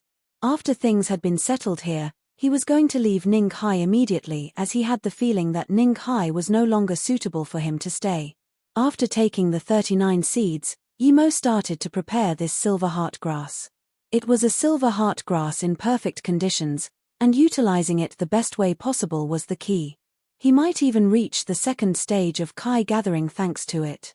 With the remaining $20,000, Yimo spent more than $10,000 buying the best medical materials he could find to make a bowl of soup with the silver heartgrass. Ning Qingxue asked Yimo to bring her a few books from the library each time he went out. She rarely left his house and usually stayed in the yard reading books. When Yimo tended to his flowers, she also watched silently, and when Yimo made a herbal soup, she also watched without making a sound and never asking anything. Shu Wei usually came back at night and left very early for work. Other than exchanging a few sentences with Yimo, she rarely encountered Ning Qingxue. This made her remember the time when Yimo first came. Yimo was like that as well and barely saw her. Yimo prepared the entire bucket of herbs to fit into a bowl of soup and was prepared to drink it that night when he cultivated. Yimo, I want to ask for your help. Other than borrowing some books, Ning Qingxue seldom spoke with Yimo, and actually, this was the first time she took the initiative to talk to Yimo. Chapter 31, Helpless Blood Donation. Chapter 31, Helpless Blood Donation. What is it? Say it. I'm in a good mood today. Yimo had collected the seeds and turned the silver heartgrass into a bowl of soup. He was indeed in a good mood today. Could you lend me $2,000? Ning Qingxue said calmly. To her, she thought Yimo wouldn't reject lending $2,000 to her because all of Yimo's money was hers before. I don't have the money. Yimo's good mood was slightly soured after Ning Qingxue's request. He only had $3,000 in his pocket right now, and Ning Qingxue just wanted to borrow $2,000 all of a sudden. Ning Qingxue was quite angry as she thought that he was so stingy. He took $500,000 from her and yet didn't even want to lend her $2,000. How could a person be like this? If you just remove the interest from the $500,000 I gave you, it would be enough for $2,000. You are a man and have many things to do in the future. How can you be like this? Ning Qingxue didn't think she would actually say what she thought in her heart, and it seemed to be very reasonable. When Yimo saw Ning Qingxue was starting to plead for herself, he hurriedly held his hands up and said, "Stop, stop, stop." After, he took out a roll of notes and gave Ning Qingxue $2,000 as he said, "This is the only time. Next time, Don't ask me for money because my money is hard-earned. Ning Qingxue was contemptuous but eventually didn't rebuke Yi Mo. She thought that if his money didn't come easy, then no one's money came easy. He only needed to lend her a place to live, and he made $500,000. The reason Ning Qingxue wanted to borrow $2,000 was because she didn't have any money on her and was out of phone credit. Plus, she had to buy some feminine products. This made her very uncomfortable. That night, Yi Mo waited until Shu Wei and Ning Qingxue went to sleep before walking to the tree in the backyard. He finished the soup in one gulp and started to cultivate. When the potent medicine blasted into Yi Mo's chest, he controlled the direction of his Kai to rapidly change the tenacity and width of his meridians. Yi Mo was overwhelmed with joy as he didn't think that one silver heartgrass had such potent medicinal power. It looked like there was hope for him in reaching the second stage of Kai gathering. After 4 hours, the cultivation essence in Yi Mo's body started increasing rapidly. However, he soon felt that something wasn't right. When the cultivation essence in his body increased to a certain degree, it stopped and instead started to burn his meridians. Yi Mo was shocked. If this were to continue, he would truly become useless. He was wondering what was going on when the burning sensation and the bursting feeling in his meridians grew more intense and, in the spur of the moment, he could only bit his wrist. Spew. The heat that had nowhere to go rushed to his wrist as hot blood spewed out from it. For now, Yi Mo was relieved. Luckily he thought of this idea abruptly, otherwise, he would have been doomed. It seemed that he shouldn't have drunk all of it in one gulp. This medicinal soup that he made didn't have a few spirit grass from the original recipe, he had to use normal herbs to replace them and therefore, there were side effects. After the burning sensation was appeased, Yi Mo immediately cultivated to heal the wound. Although he suddenly lost blood, Yi Mo had reached the tertiary stage of the first stage of Kai gathering. There was such a breakthrough the first time he cultivated, and Yi Mo felt that the medicinal powers hadn't been exhausted. Perhaps if he kept cultivating, he would even reach stage 2. However, on the second day, just when Yi Mo finished his breakfast and was ready to go to school, he found that the scorching feeling in his body was present once again. He felt bad. Would he have to release all of his blood again? It made his heart ache to see all of this blood being released. But this couldn't overwhelm Yi Mo. He just went straight to the hospital to sell his blood. He didn't know how much of his blood was taken away until finally, the Kai in his body calmed down. He gasped a sigh of relief. When he arrived at the school, he didn't go to the library and instead went to find a place to cultivate. These few days were crucial. He had to completely digest the medical liquid in order not to waste it. The next few days, Ning Qingxue had been in contact with Li Mumei every day. She didn't dare to think about the Ning family that was in pandemonium. Although there was also the news of her marriage with Yi Mo in Ninghai, it was far less heated compared to in Beijing. The only thing that comforted Ning Qingxue was that ever since her news appeared on websites and newspapers, the Song family seemed to have given up and didn't bring up her matter with Song Shouan again. In these few days, Yi Mo lived a life filled with joy and pain. His cultivation was improving every day, but he had to go donate blood to the hospital each day. Although the money he earned from blood donations wasn't much, it was still a source of income. The 6th night after he drank the soup, Yi Mo was cultivating when he suddenly heard a few cracks in his body. It was as though something was blasted open. His body started to feel free and comfortable. The remaining medicinal powers in his body had been all used up. His cultivation essence increased by many folds and his spirit sense was able to reach out. He was finally at the second stage of Kai gathering now. That really wasn't easy. He didn't need to go to the hospital and suffer again. At this moment, Yi Mo almost wanted to get up and yell, but he knew it was midnight. If he were to scream at that moment, people would think that he was a madman. But he really couldn't express the joy in his heart. The next day, Yi Mo bought some breakfast for Ning Qingxue and got ready to leave for school. He wanted to leave a few medical pills for Shishio. Since he was stage 2, it meant that he was going to leave soon. Shishio was his friend, so before he left Ninghai, he was going to make a few medicinal pills in case of emergency. Originally, Yi Mo thought that after he had married Ning Qingxue and had released some of their photos taken together, there would be trouble for him. Yet surprisingly, after almost half a month, he didn't encounter any trouble. This made him gradually relaxed. Yi Mo. Ning Qingxue stopped him the moment Yi Mo was about to exit the door. As soon as Yi Mo heard this, he knew it wasn't going to be good. Last time she stopped him, he lost $2,000. What would it be this time? However, Ning Qingxue had called to him, and he couldn't just pretend he didn't hear it. He turned his head towards Ning Qingxue. She was still as beautiful as a goddess, the only difference was her physique a bit more plump. It seemed that his cooking during these periods of time was responsible for it. If a stranger were here, he would have thought that she came for a holiday, and not seeking asylum. What? Yi Mo was forlorn. Seeing Yi Mo's helpless face, Ning Qingxue didn't feel happy. Am I not a match for you? Even if it was a fake wedding, I could still be a match for someone like you, she thought sadly. But luckily, her personality was indifferent, otherwise, she wouldn't have been able to stay all by herself at Yi Mo's place for half a month. I have a classmate coming, and she is a journalist. You should know the purpose.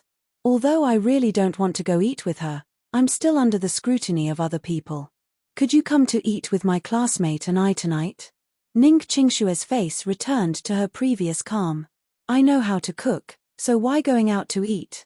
Yi Mo's first thought was that cooking at home would save money. Ning Qingxue shook her head in disbelief. It wasn't that she needed her face, she just wanted to make sure their couple life was more realistic in other people's eyes. Okay, I'll come tonight, Yi Mo said weakly and turned to leave. Chapter 32, Embarrassed Merciless Bing. Chapter 32, Embarrassed Merciless Bing. Yun Bing hadn't been to school during this period of time. She only remembered that night, after leaving the school, she wanted to buy something from the supermarket. However, on the way, she met a former classmate who appeared to have bought 2 bottles of drink and gave her one. Although she didn't want to associate much with him, he was too enthusiastic for her to reject and even helped her open the bottle. Then, she drank a few mouthfuls from the bottle and said a few words before leaving. But then, her head grew dizzy. Yun Bing wasn't usually that naive since she had already been independent in society for many years, but this situation still occurred. She immediately knew there was a problem with the drink her schoolmate gave her.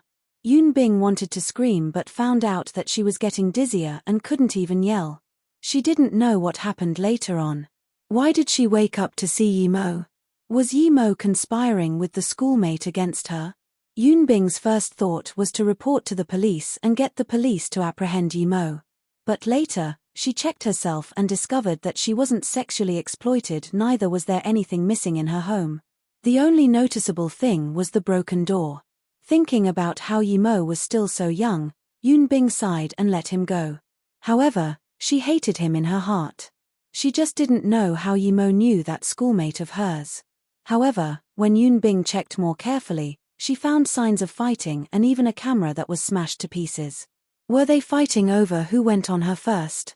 Thinking about this, Yun Bing was angry and embarrassed at the same time. She had already decided to go to the school next day and ask Yi Mo exactly what happened. But the news she saw the second day made her decide not to ask Yi Mo. This was because the second day, she saw on the news that there were 2 men stripped nude and beaten into idiots who were left on the Genesis Square. Although it was pixelated, Yun Bing still felt this thing was weird.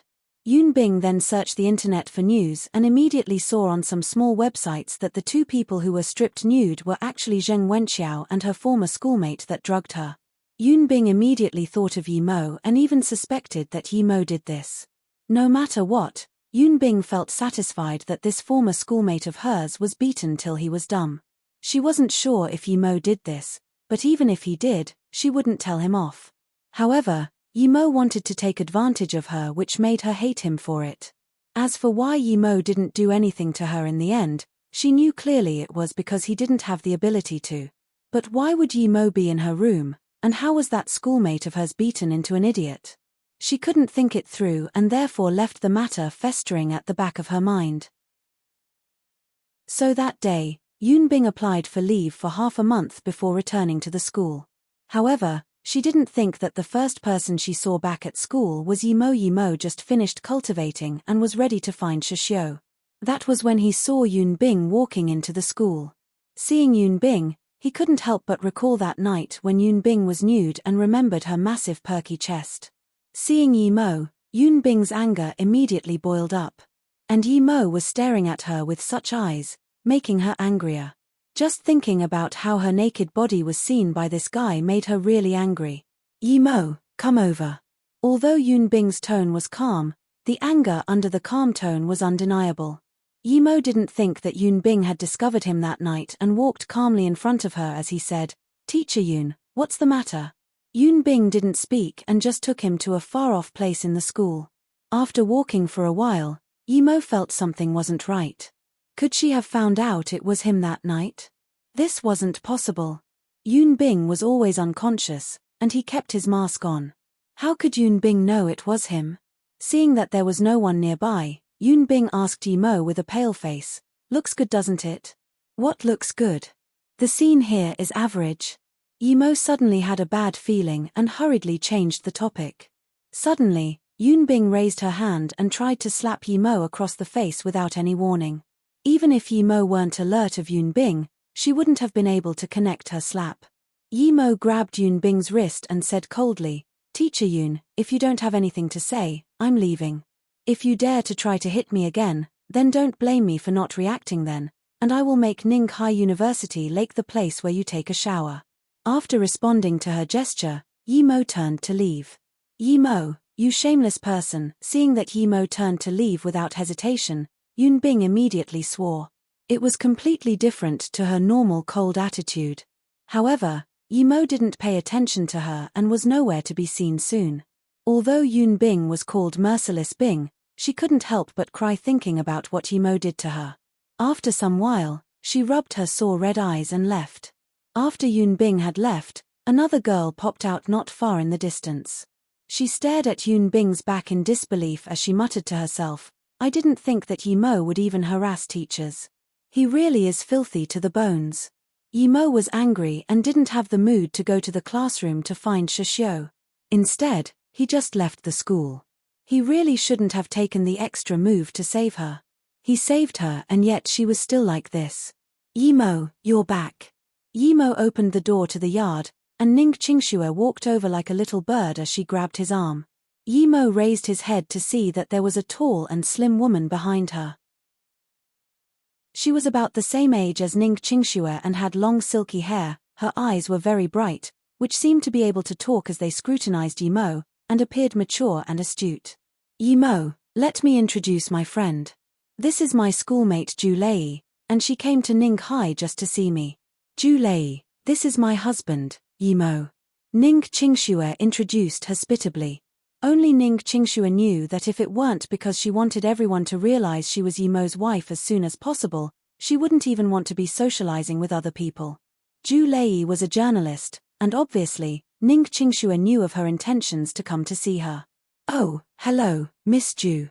Yimo reached out his hand and shook it with Ju Lei. "Hello, Mr. Yi, you may call me Ju Lei. And I'll just call you Yimo as well." Ju Lei's smile was very professional. Ju Lei felt weird. She had heard of Yimo and also guessed like the people outside that this marriage was made to avoid the Song family. Furthermore, seeing their living place further consolidated her opinion. But now that she saw Yimo's calm manner, this was the first time she doubted her judgment. "Qingxue, since your friend came, you should have called me." "Oh right, Ju Lei, you still haven't eaten, right? Let's go and fill our stomachs first." "Ju Lei, I'm sorry, this place is a bit shabby. Qingxue had been suffering a little with me, but this is only temporary. I definitely won't let her suffer much longer." Yimo didn't have the time to waste with Ning Qingxue's schoolmate.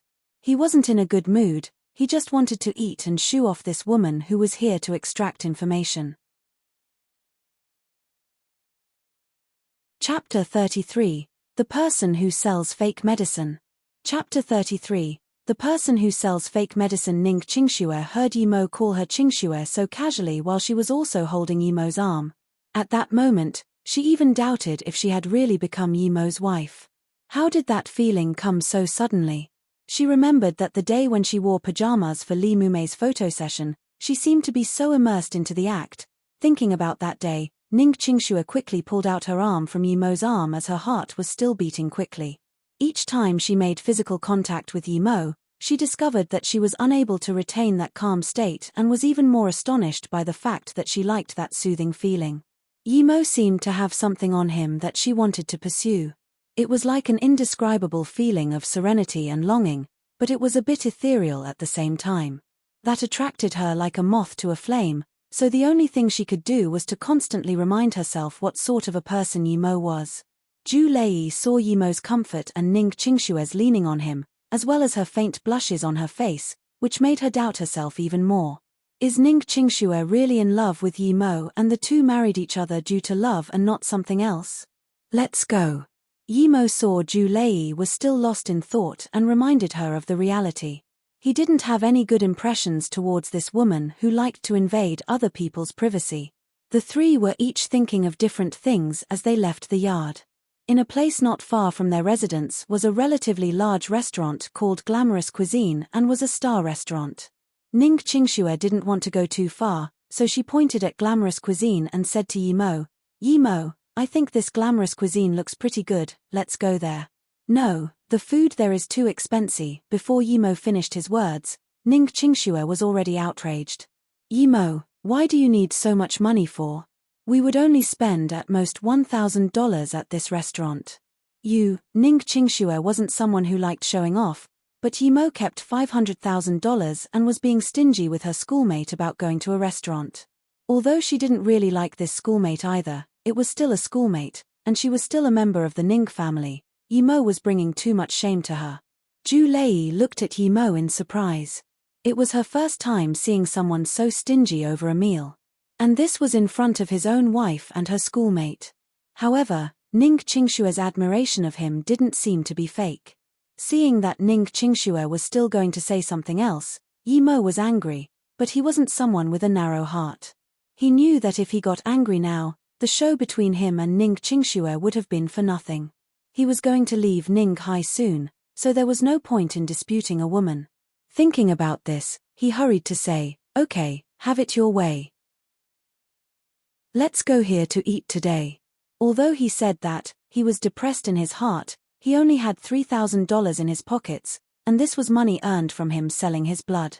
Although the blood would have been wasted even if he didn't donate them, he still didn't want to use the money he acquired from selling blood to invite a woman whom he didn't like to dinner. Yimo had made his decision. After a few days, he would leave Ning Hai immediately. As for Ning Qingshue's matter, he had already helped out enough. He needed to find a stable place to plant his silver heart grass. He already deeply understood that someone without a background like him would be meat on the chopping board in society if he didn't have enough power. The dinner was relatively pleasant. Although Zhu Lei didn't get what she wanted, she could already tell that Yimo and Ning Qingshue's expenditure views were quite different. But from how Yimo was so stingy with money, she was further assured that Yimo was really living life with Ning Qingxue. From how Yimo used cash and not a card to pay for the meal, she could tell Yimo really wasn't living a wealthy life. Yimo was the most unhappy. This meal cost him $3,000, he even had to take out the 5s and 10s on him.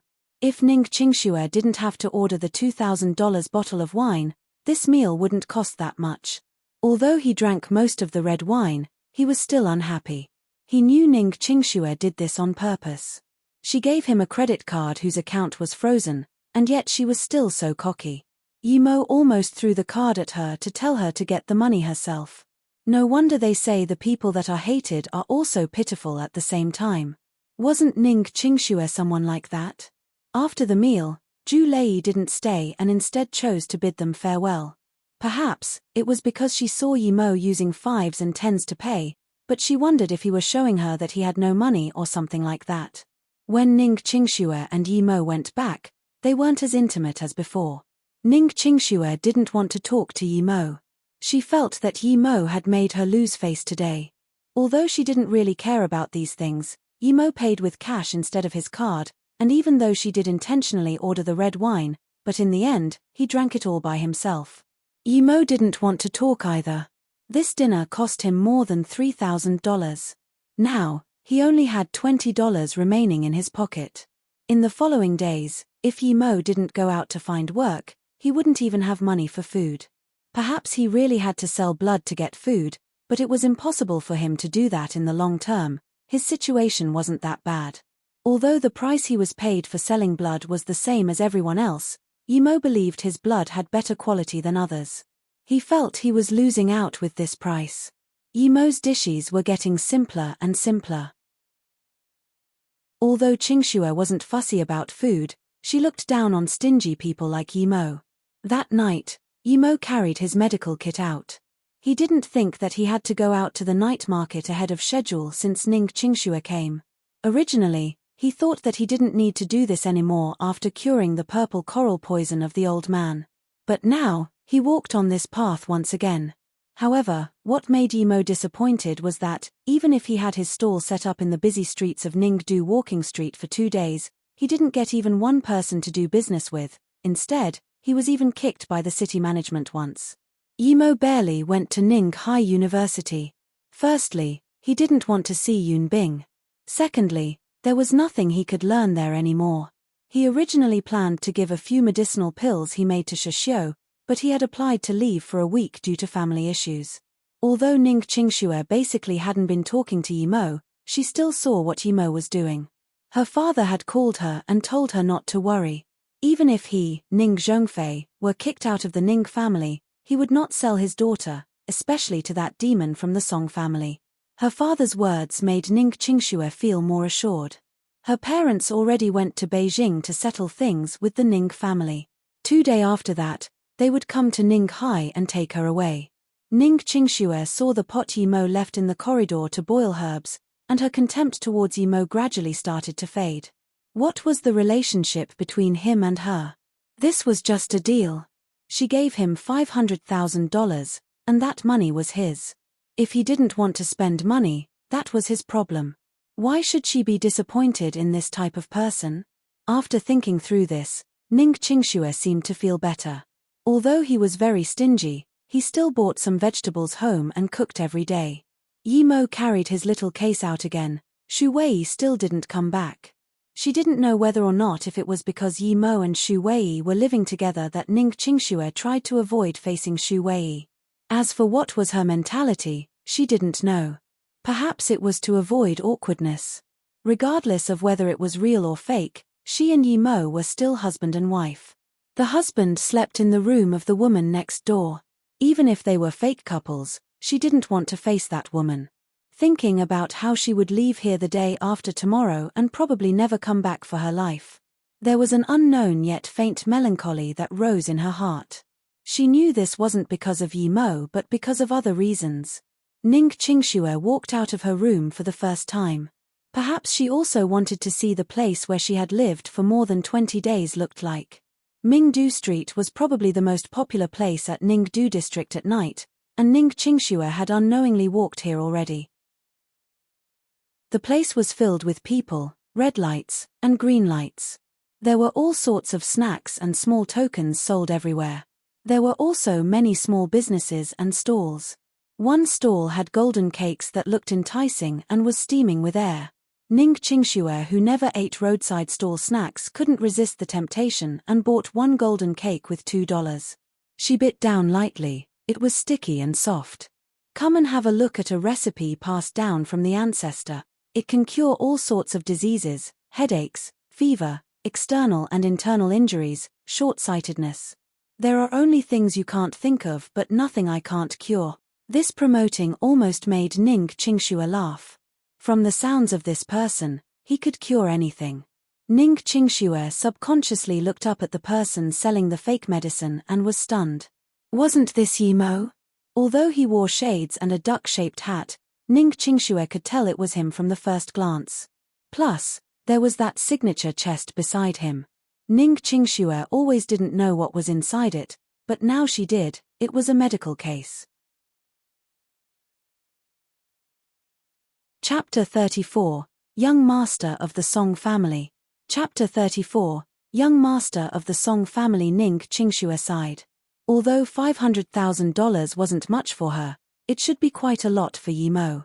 Yet he still wasn't satisfied, as he had to come out to cheat people and actually proclaimed that he could cure any disease. If he were so powerful, the world wouldn't need hospitals anymore. City management is here, someone called out.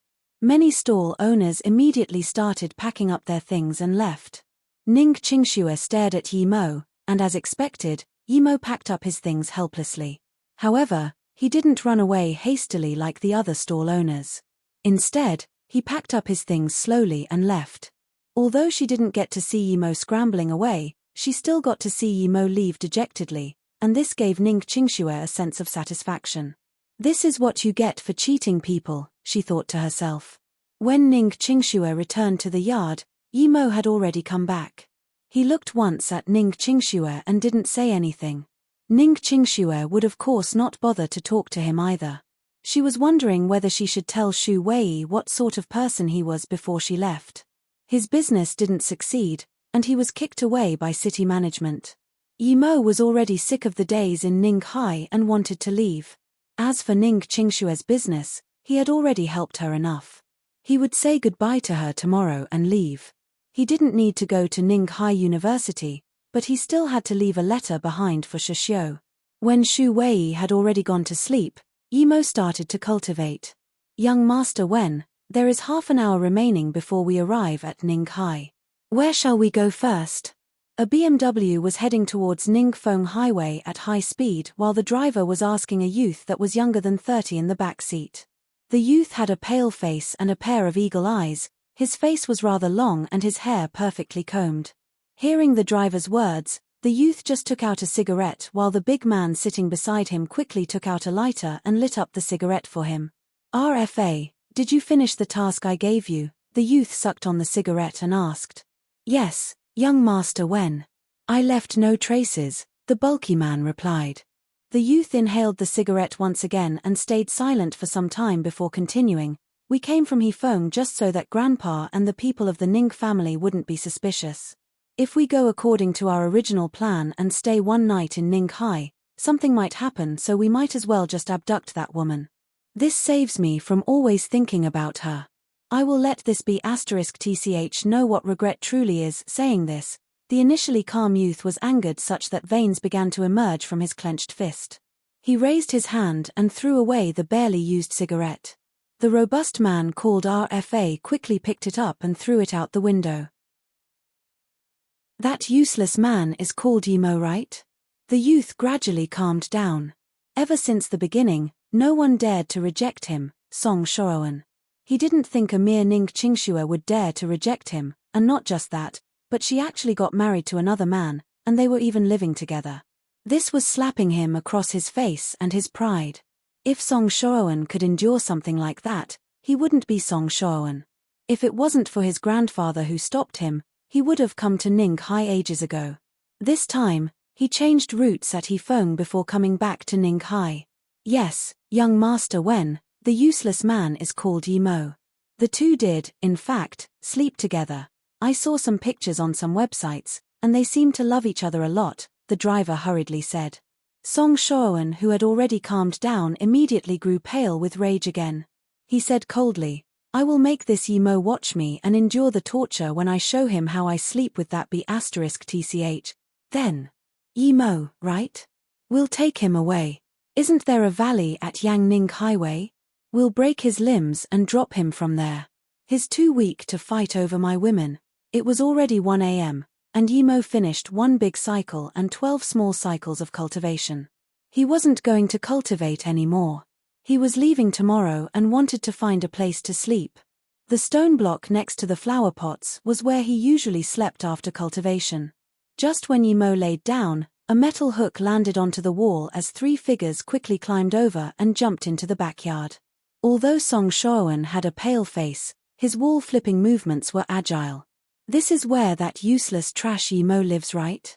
Which room is he sleeping in with Ning Qingxue that *tch? The pale-faced Song Shoan asked as soon as he dropped to the ground. This is where Yi Mo lives indeed, but he isn't a useless trash, a sudden voice was heard. Song Shoan wasn't able to react to the first half, but he immediately turned his body to face Yi Mo for the second half of the sentence. After some time, He was full of shock and asked, "Who are you?" At the same time, the people behind Song Shoan also saw Yimo. They all looked at him in shock and were tense and alert. "I am Yimo. Do you want me or my wife?" Yimo said calmly. "You are Yimo?" Wang Chuan, RFA, break his legs.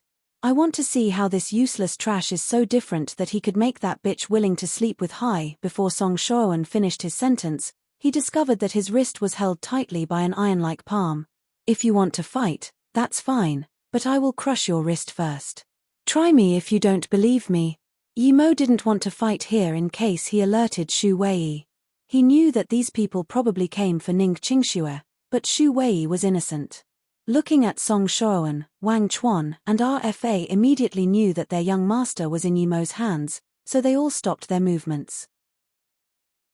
"Tell me, what's your name, trash?"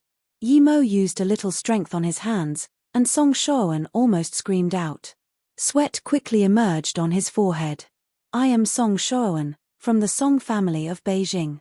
I didn't come here for you, I came here for Ning Qingxue. Release me immediately or your Yi family, or you, Yimo, will die nameless and shameful."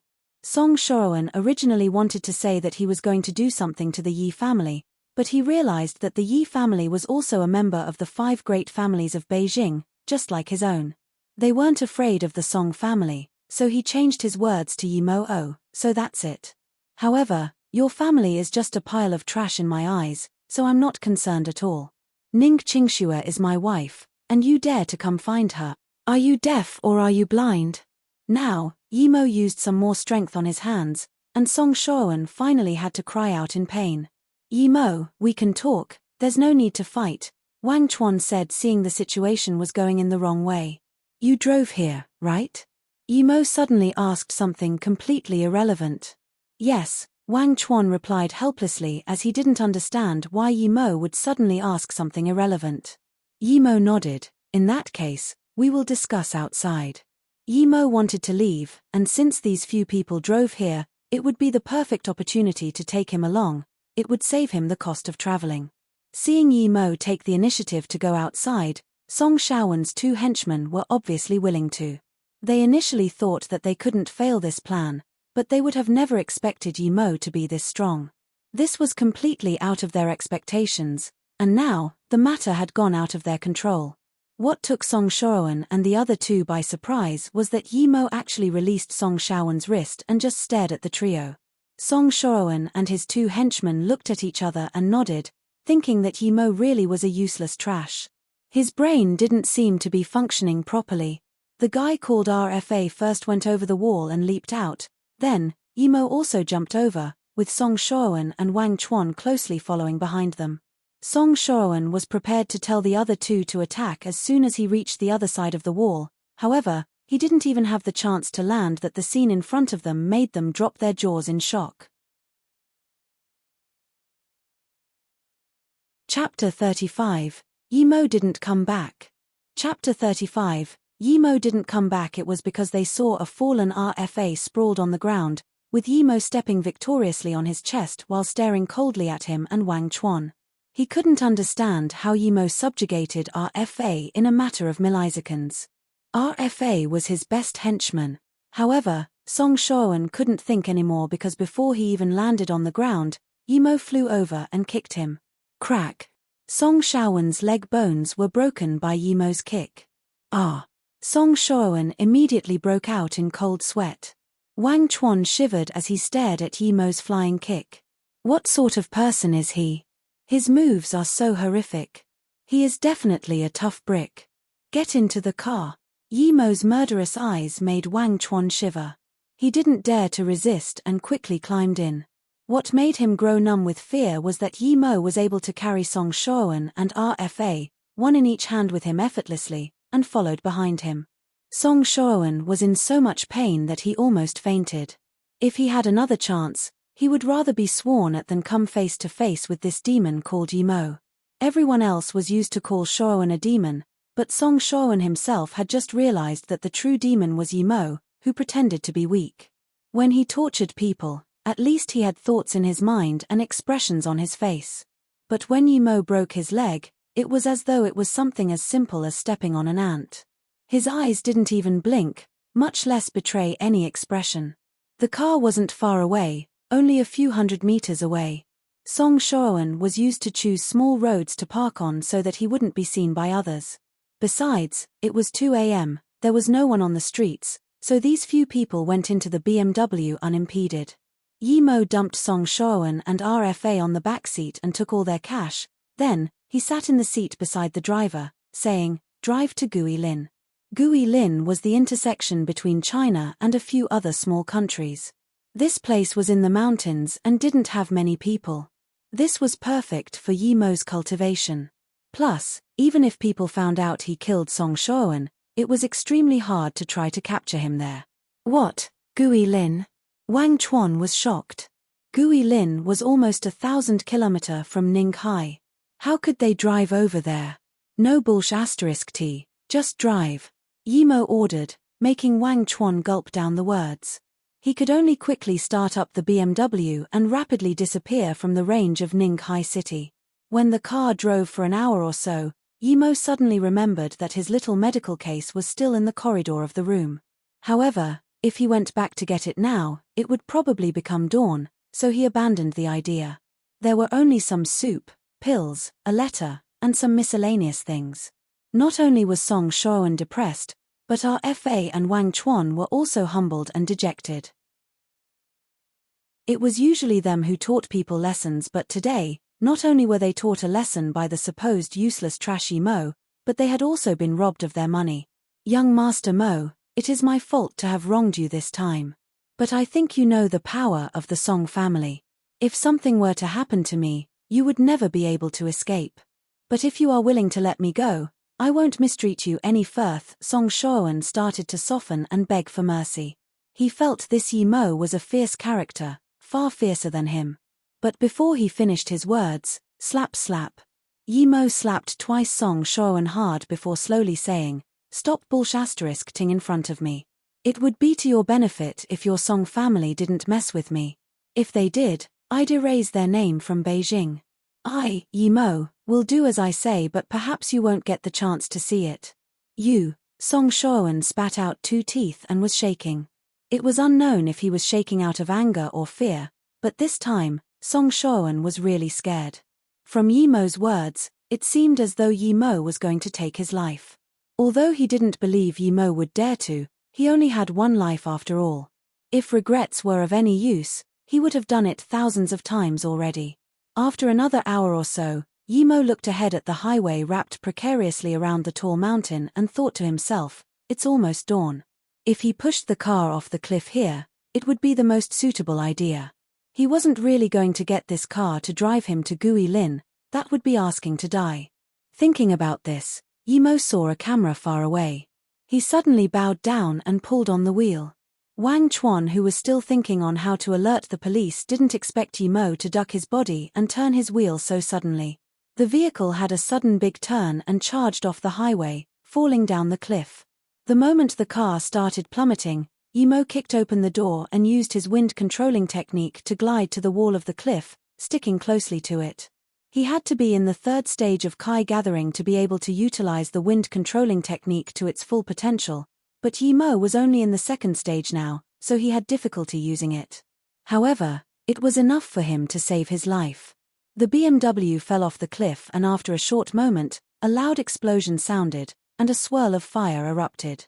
Yimo was relieved. He was still thinking that if the car didn't burn, he would have to go down and do it himself, but he didn't think the car would so obediently burn by itself. Yimo carefully avoided the cameras and went into the forest, quickly disappearing into the night. Ning Qingxue got up in the morning. Xu Wei had already gone to work, but what made her curious was that Yimo didn't buy breakfast for her that morning. She also didn't see Yimo, and this made her unhappy. Last time, she just brought a schoolmate for dinner, but in the end, not only was the food quality had decreased, but now she didn't even get breakfast. Even if she spent $2,000 for a bottle of red wine, the red wine was drunk all by him anyway. Luckily, she was leaving one day later. Otherwise, she had this indescribable repulsion each time she saw Yimo. Sometimes, One couldn't just rely on their first impression. After all, other people's opinions weren't formed from thin air. However, what made Ning Qingxue disappointed was that she still didn't see Yimo at noon. Suddenly, she realized that she had become overly dependent on Yimo. If Yimo didn't come back, would she not eat? Since nobody from the Song family came to bother her, Ning Qingxue did feel a lot more relieved, and soon she was going to leave Beijing with her parents, which made her feel even better. After lunch, Ning Qingxue suddenly looked at Yimo's flower pots. It seemed that they hadn't been managed for more than 10 days. Some flowers had even died. However, Ning Qingxue discovered that the one especially taken care of by Yimo with a silver color had disappeared. Ning Qingxue suddenly felt annoyed and wanted to call Li Mumei, but her phone suddenly ringed. Qingxue, I have great news for you. Did you know, last night around 4 a.m., Song Shaowen's car fell off a cliff at Fengjin Highway. Song Shaowen and his 2 henchmen who were in the car all died. Now, you can relax. No one will come to bother you ever again. I'll come and pick you up tomorrow. Li Mumei's joyful voice made Ning Qingxue feel like she was dreaming. After a long time, she finally hung up the phone. She still couldn't believe that the demon in her dreams had died, and she was relieved. Ning Qingxue let out a long sigh of relief. Her first instinct was to go into the room and take out her marriage certificate with Yimo, so when he came back, she could divorce him. This afternoon must have been the longest afternoon for Ning Qingxue. Yimo, who usually came back early to cook, still didn't come back at 8 p.m. However, Xu Wei came back from work. This was the first time Xu Wei came back from work to see Ning Qingxue, not in her room but waiting outside. However, she didn't see Yimo. You are Xu Wei, right? Ning Qingxue said hesitantly. Chapter 36, It Should Be by Yimo. Chapter 36, It Should Be by Yimo. Xu Wei nodded. Yeah, did Yimo told you? Actually, I don't even know your name yet. I'm Ning Qingxue. I wanted to ask if you knew where Yimo went. Why has he still not come back today? In Ning Qingxue's eyes, Yimo and Xu Wei were living together. Xu Wei would definitely know where Yimo was. Yimo, I haven't seen him for 2 days, isn't he with you? Xu Wei said, intrigued. Meanwhile, she thought, your boyfriend disappeared, why are you asking me? With me. Ning Qingxue was as intrigued as Xu Wei. She noticed something different. Things didn't seem to be the way she thought them to be. Then, she looked at Xu Wei's expression, so she could only say, you are his girlfriend, isn't he living with you? Hearing Ning Qingxue's words, Xu Wei blushed and was a bit annoyed, but Ning Qingxue was so beautiful, and her temperament was obviously not that of a normal woman, so she couldn't really throw a fit. However, she replied coldly, since when was I his girlfriend? This is really weird. You are living with him in the same room every day, and you say I am his girlfriend. This is too out of this world. What? Yimo doesn't stay with you at night? Ning Qingxue asked in surprise. As if discerning Ning Qingxue wasn't lying on purpose, Xu Wei replied, I am only renting the same house with him. We don't know each other that well. Wasn't he living with you? Ning Qingxue already knew, she must have misunderstood Yimo. However, if Yimo wasn't living with him and didn't live with Xu Wei, where would he be living?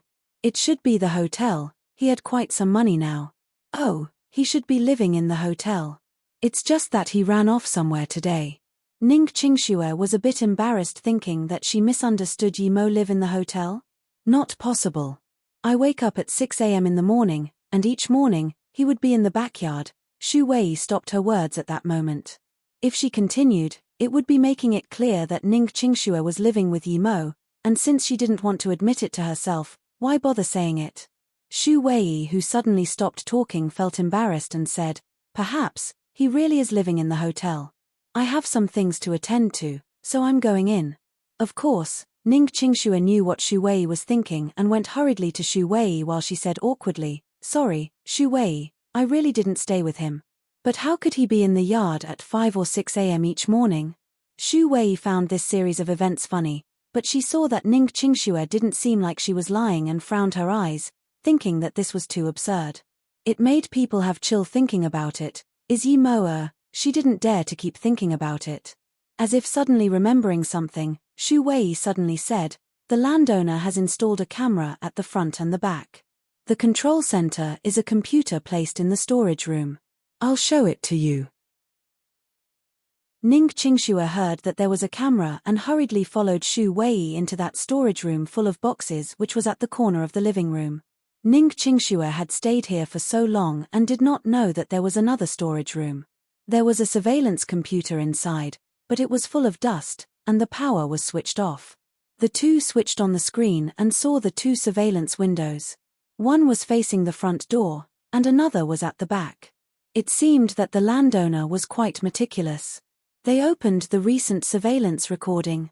The camera facing the front door showed that Yi Mo went out early each morning, but it didn't show Yi Mo going out at night.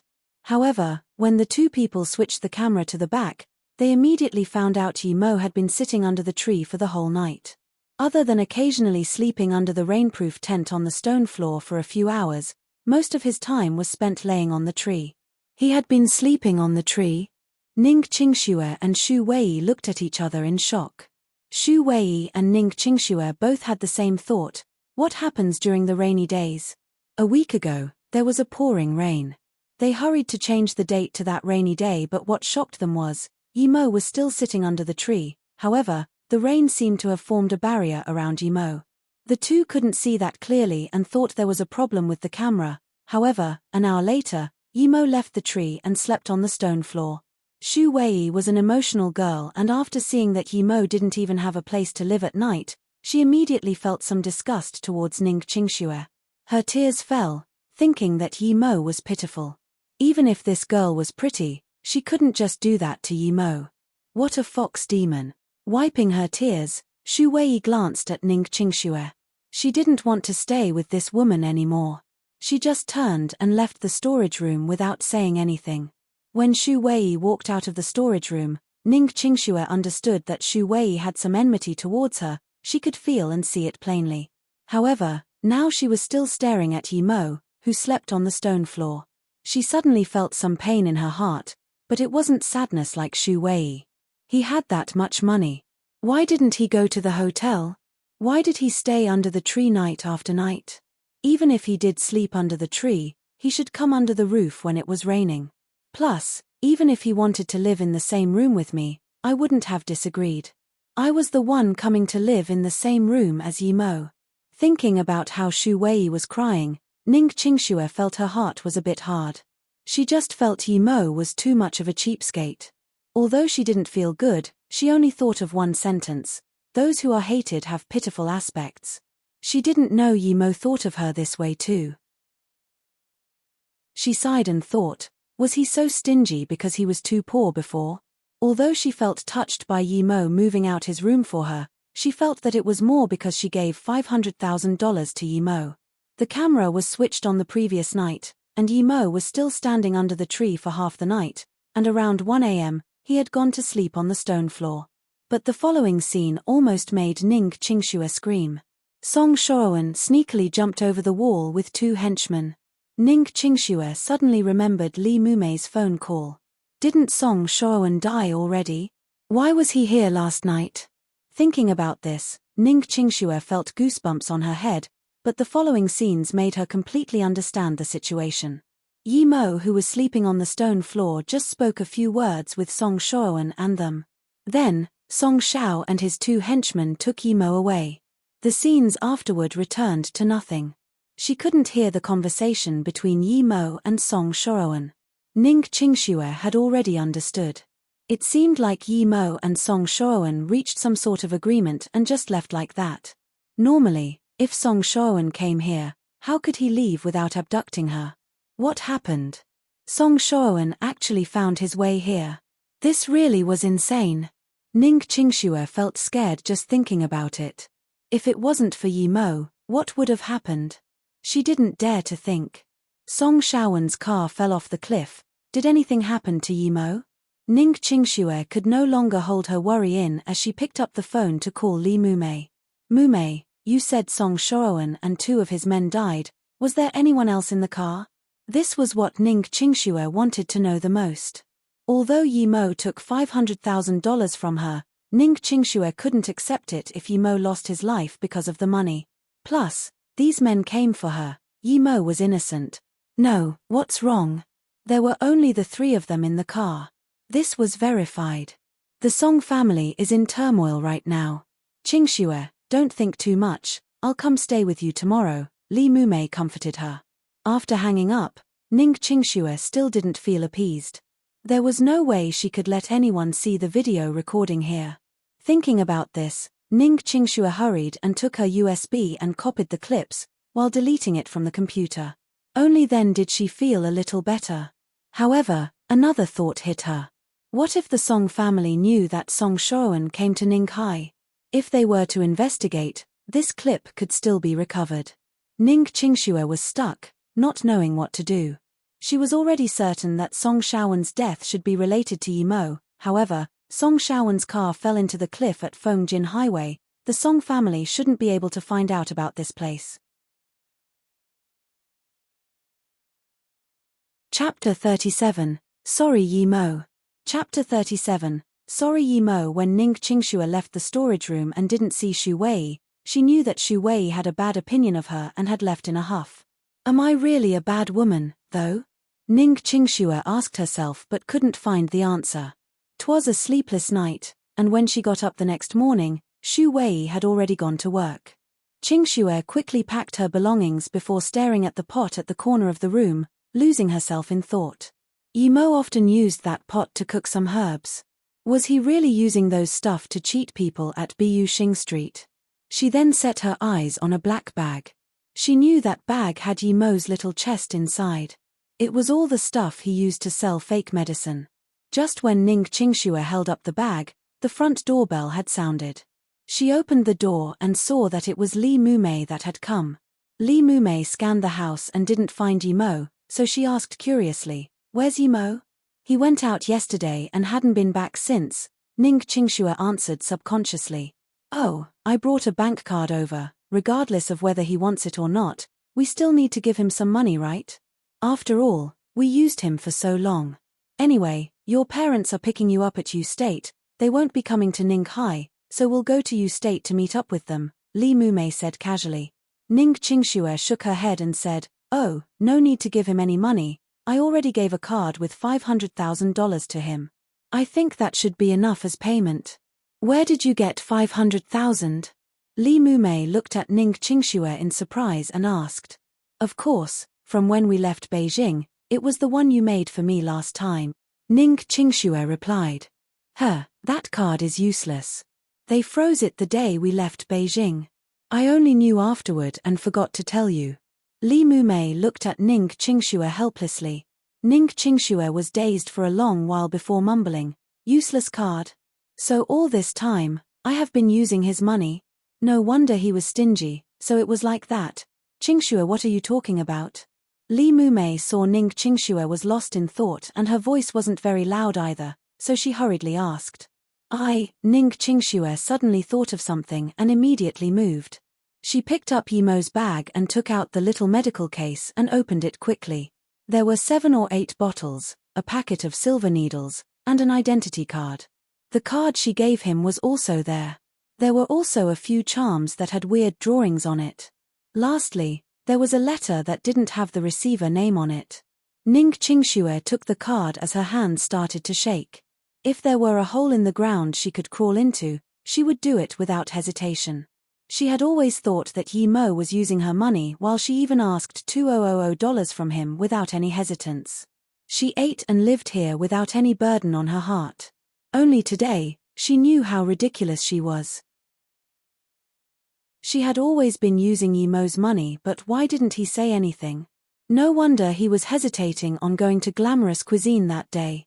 When he was paying the bills, he even took out the 5s and 10s. What was more ridiculous was that she actually purposely ordered a $2,000 bottle of wine. There was also a stack of receipts at the bottom of the case. Ning Qingxue took out those folded receipts and just felt her head buzzing. Her face immediately became pale, and she almost fell to the ground. "Qingxue, what happened?" Li Mumei hurriedly held Ning Qingxue up.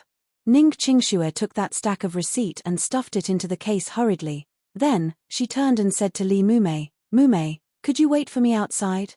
Ning Qingxue ran into the room and shut the door. "Qingxue, what's wrong? You're crying." Li Mumei stood in front of the closed door and was also dumbfounded. She clearly saw Ning Qingxue's tears. In all her memory, Ning Qingxue had never cried, no matter how sad the matter was. She never cried, not once. However, today Ning Qingxue cried. What happened to her? What made her so sad? Ning Qingxue sat by the bedside and opened Yi Mo's case once again. Stacks of blood-selling receipts appeared in front of her. The most recent one was a few days before her schoolmate had come. Yi Mo was selling blood, but she asked for $2,000 and was forced to eat a $3,000 meal at Glamorous Cuisine. One meal there cost multiple times what he received from selling blood, yet she was there laughing at him for becoming stingier and even complaining that the food he prepared was getting worse. Why did he never complain in front of her? Was it due to contempt, or just simply not wanting to? What sort of man was this? What sort of man could do this? Was this really the good-for-nothing trash that was kicked out of the Yi family? If the broadest thing in this world was the ocean, then now, in Ning Qingshue's eyes, Yi Mo's heart was immeasurably broader than the ocean.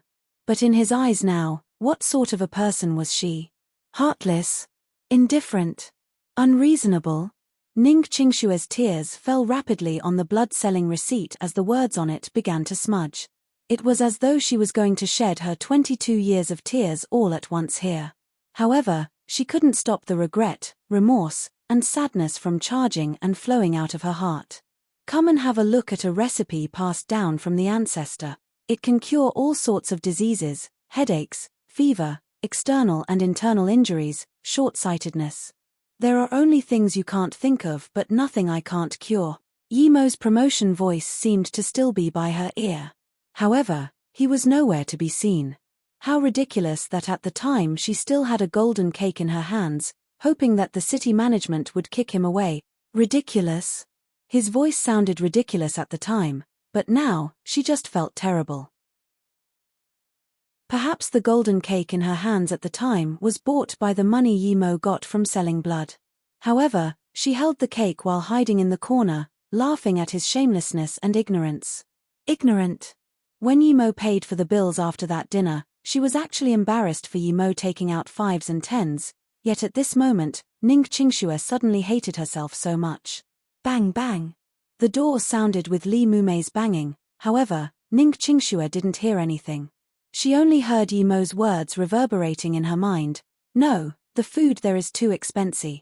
We would only spend at most $1,000 at this restaurant," was her reply at the time. Only $1,000. But how many times did Yi Mo had to go to the hospital for $1,000? He was only a student. Other than selling blood to the hospital, where else could he get money from? Ning Qingxue subconsciously took out the $2,000 Yi Mo gave her. There were only a few $100s left. Ning Qingxue, who had always thought money was dirty, for the first time caressed the money in her hands, feeling pain in her heart. He had been sleeping under the tree in the backyard and on the stone floor because he had no money to go outside and live. Why could Xu Wei think of it as because Yi Mo was trying to save money but she couldn't? "I'm so sorry, Yi Mo." Chapter 38. The Woman Who Got Off Midway. Chapter 38. The Woman Who Got Off Midway. Ning Qingxue rubbed her swollen red eyes and picked up that anonymous letter. She knew this letter wasn't for her. She wanted to open it but at the last moment held up that urge. She carefully packed up Yi Mo's things and put them in a case before opening the door. "Qingxue, what happened to you?" Li Mumei saw Ning Qingxue with swollen eyes and immediately knew in her heart that she was right. Ning Qingxue really was crying, and she seemed sorrowful as well. "What's inside that case?"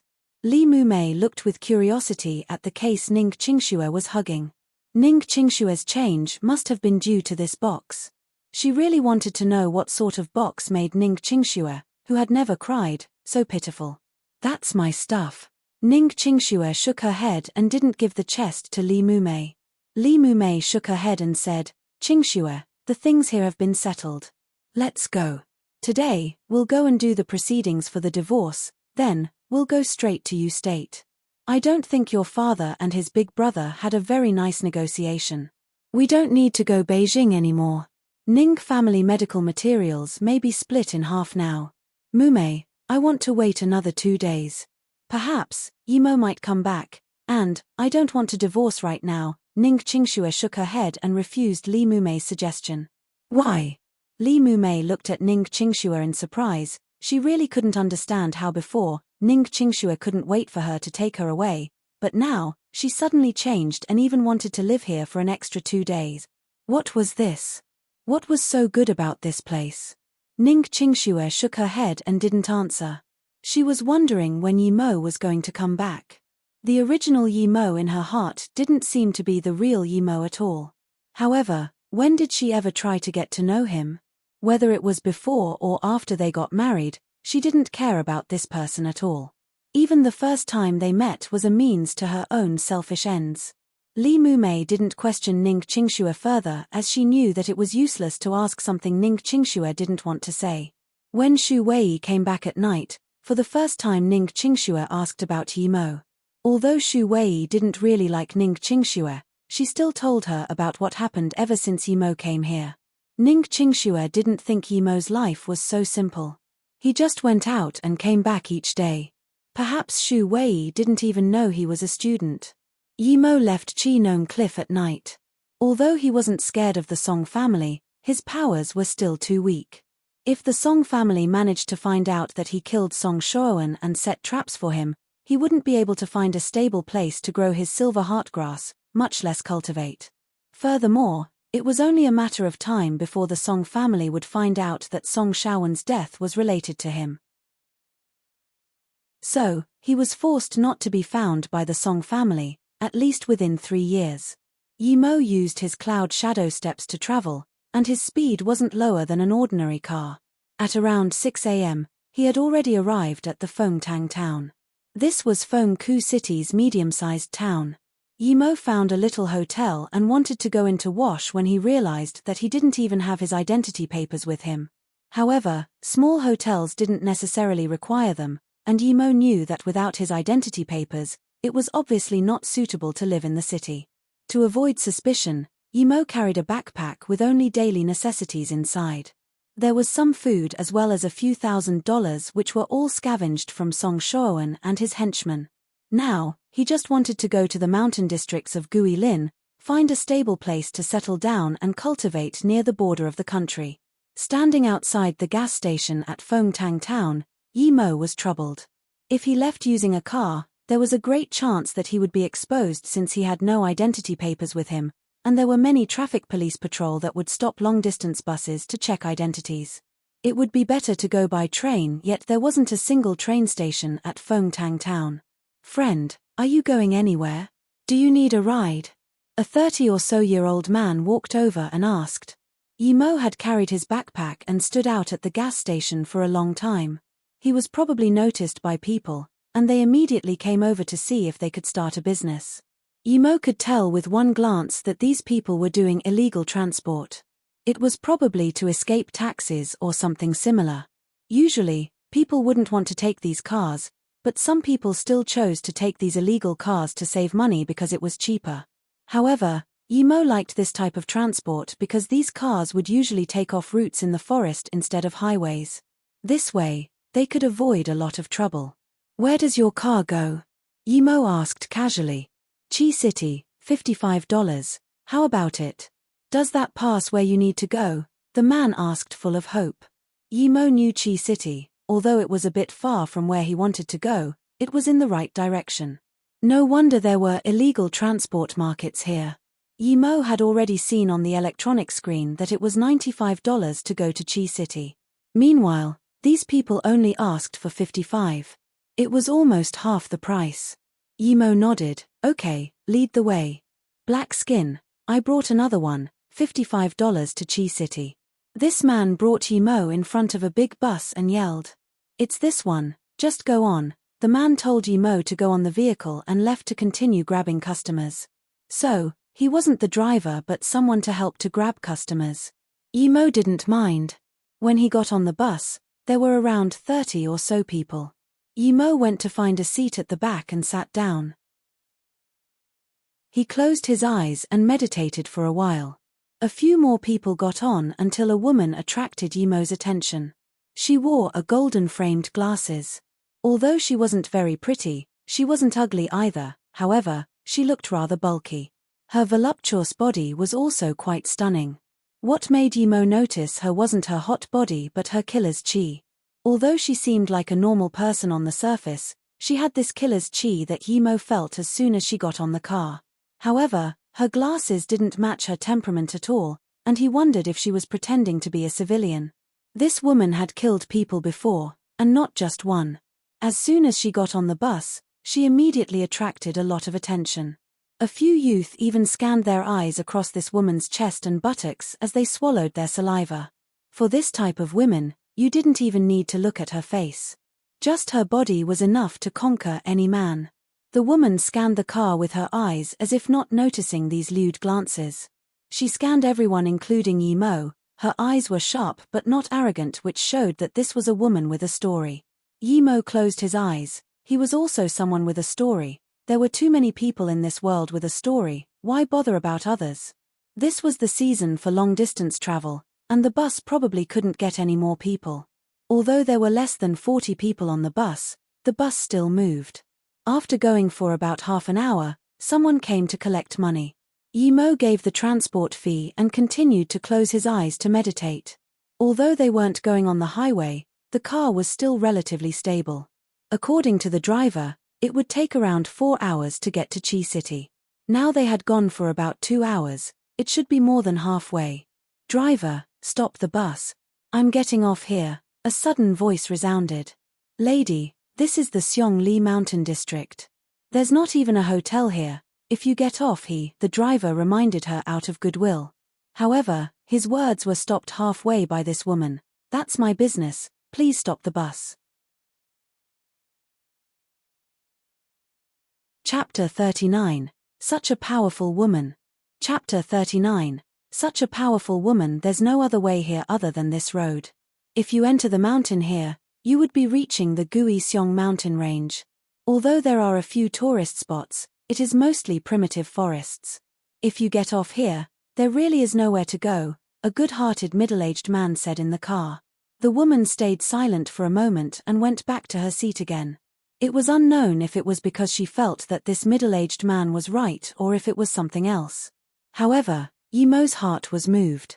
Although it wasn't good for anyone else to get off here, it was good for him. He knew about the Guiseong mountain range. Its expanse went through the 3 provinces of Huzhong, Xionghuai, and Guinan and was named after one of the 3 greatest mountain ranges of China. Guinan province was at the border between China and Vietnam, and the place where he wanted to go, Guilin, was the southernmost city of Guinan province. If he wanted to go there by car, he had to keep changing vehicles at Huzhong, Xionghuai, and Guinan, but he didn't have his identity papers, which would increase his chances of being exposed.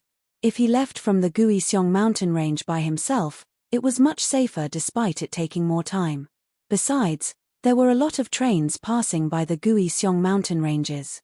Perhaps, he could try to get on one, but even if he didn't, there was no pressure for him, since he was able to cultivate while he walked. Driver, stop, I'm getting off, my friend's car is coming, said Yimo as he walked to the front. Not only was the driver stunned but the people on the bus were too. Even the woman looked at Yimo curiously. The reason she didn't get off wasn't that this was the wilderness or in the middle of nowhere, but because she was scared that people would get suspicious of her and spread the word. After all, a woman getting off the bus in the wilderness was very unexpected. Just when she wanted to find a good reason to get off the vehicle, someone actually also said they wanted to leave, which suited her perfectly. The driver didn't say anything this time. Saying that there was another car coming obviously meant that he didn't want to take the bus anymore. The bus stopped, and Yimo got off first, followed by that woman. However, what surprised everyone was that there were another 2 men that got off afterward. Everyone realized that those 2 got off because of Yimo and the woman. Nevertheless, the driver didn't dare to mind others' business and immediately started the bus, quickly disappearing at the corner. As for why that woman got off the car, Yimo understood that she already had the intention to leave when she had expressed herself earlier. However, He didn't understand why the two men behind also got off the car. It didn't take long for him to figure out their intention as the two men had circled the woman. One of them glared at Yimo and said, "Punk, if you want to live a few extra days, hurry up and piss off. There's no business for you here." Yimo had stumbled upon a case of robbery, which made him want to laugh. Although these two men looked tough, Yimo was sure they weren't a match for the woman. This woman stared coldly at the two men who approached her but didn't say a word. "Little girl, take out your money. Don't try to tell me you don't have any. I saw it when you picked up the phone. There should be more than 10,000. Hehe, we were planning on robbing the bus, but since you have that much money on you, we might as well just rob you." The man who told Yimo to piss off turned to stare strangely at this woman. Yimo smiled. He didn't even want to bother himself with these sort of things since both parties weren't good people.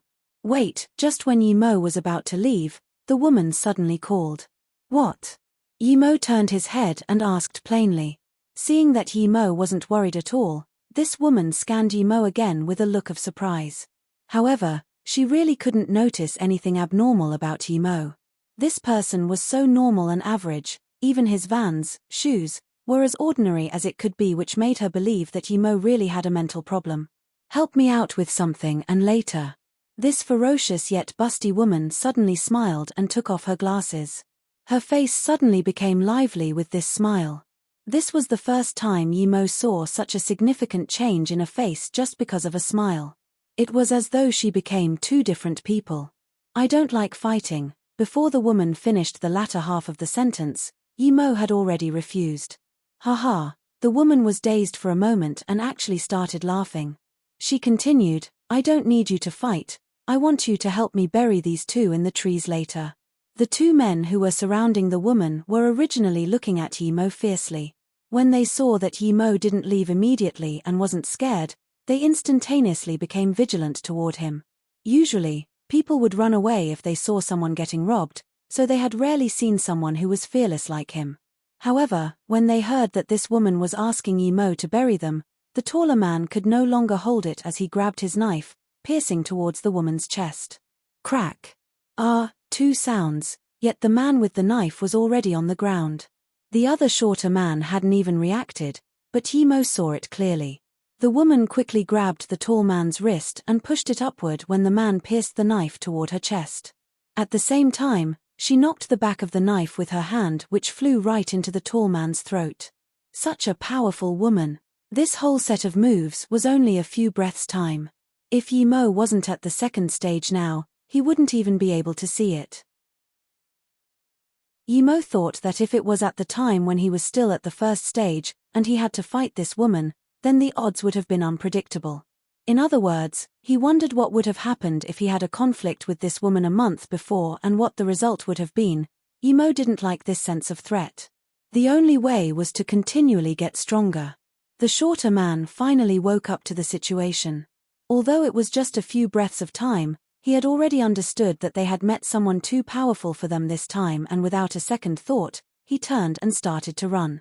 However, the woman suddenly kicked the knife that was still inside the tall man's throat, then with another kick on the back of the knife, sent it toward the fleeing man, whose heart got immediately pierced through from the back.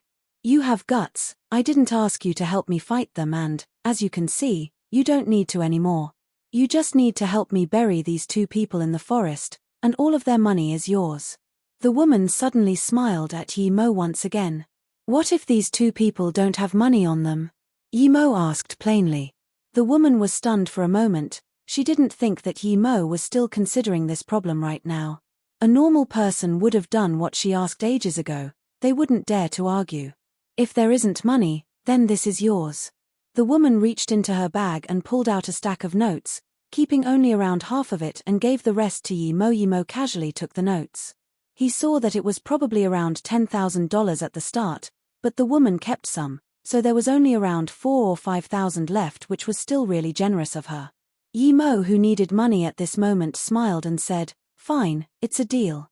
After saying that, he just dragged the two men laying on the ground into the forest. Watching Yimo going so casually into the forest, as well as the ease with which he pulled the body, there was a sliver of approval in the woman's eyes as she muttered to herself, He has good strength and courage, it's just that he doesn't look manly enough. You're tuning in to the Celestial War YouTube channel. Don't forget to subscribe and join us on this journey to catch the most captivating stories.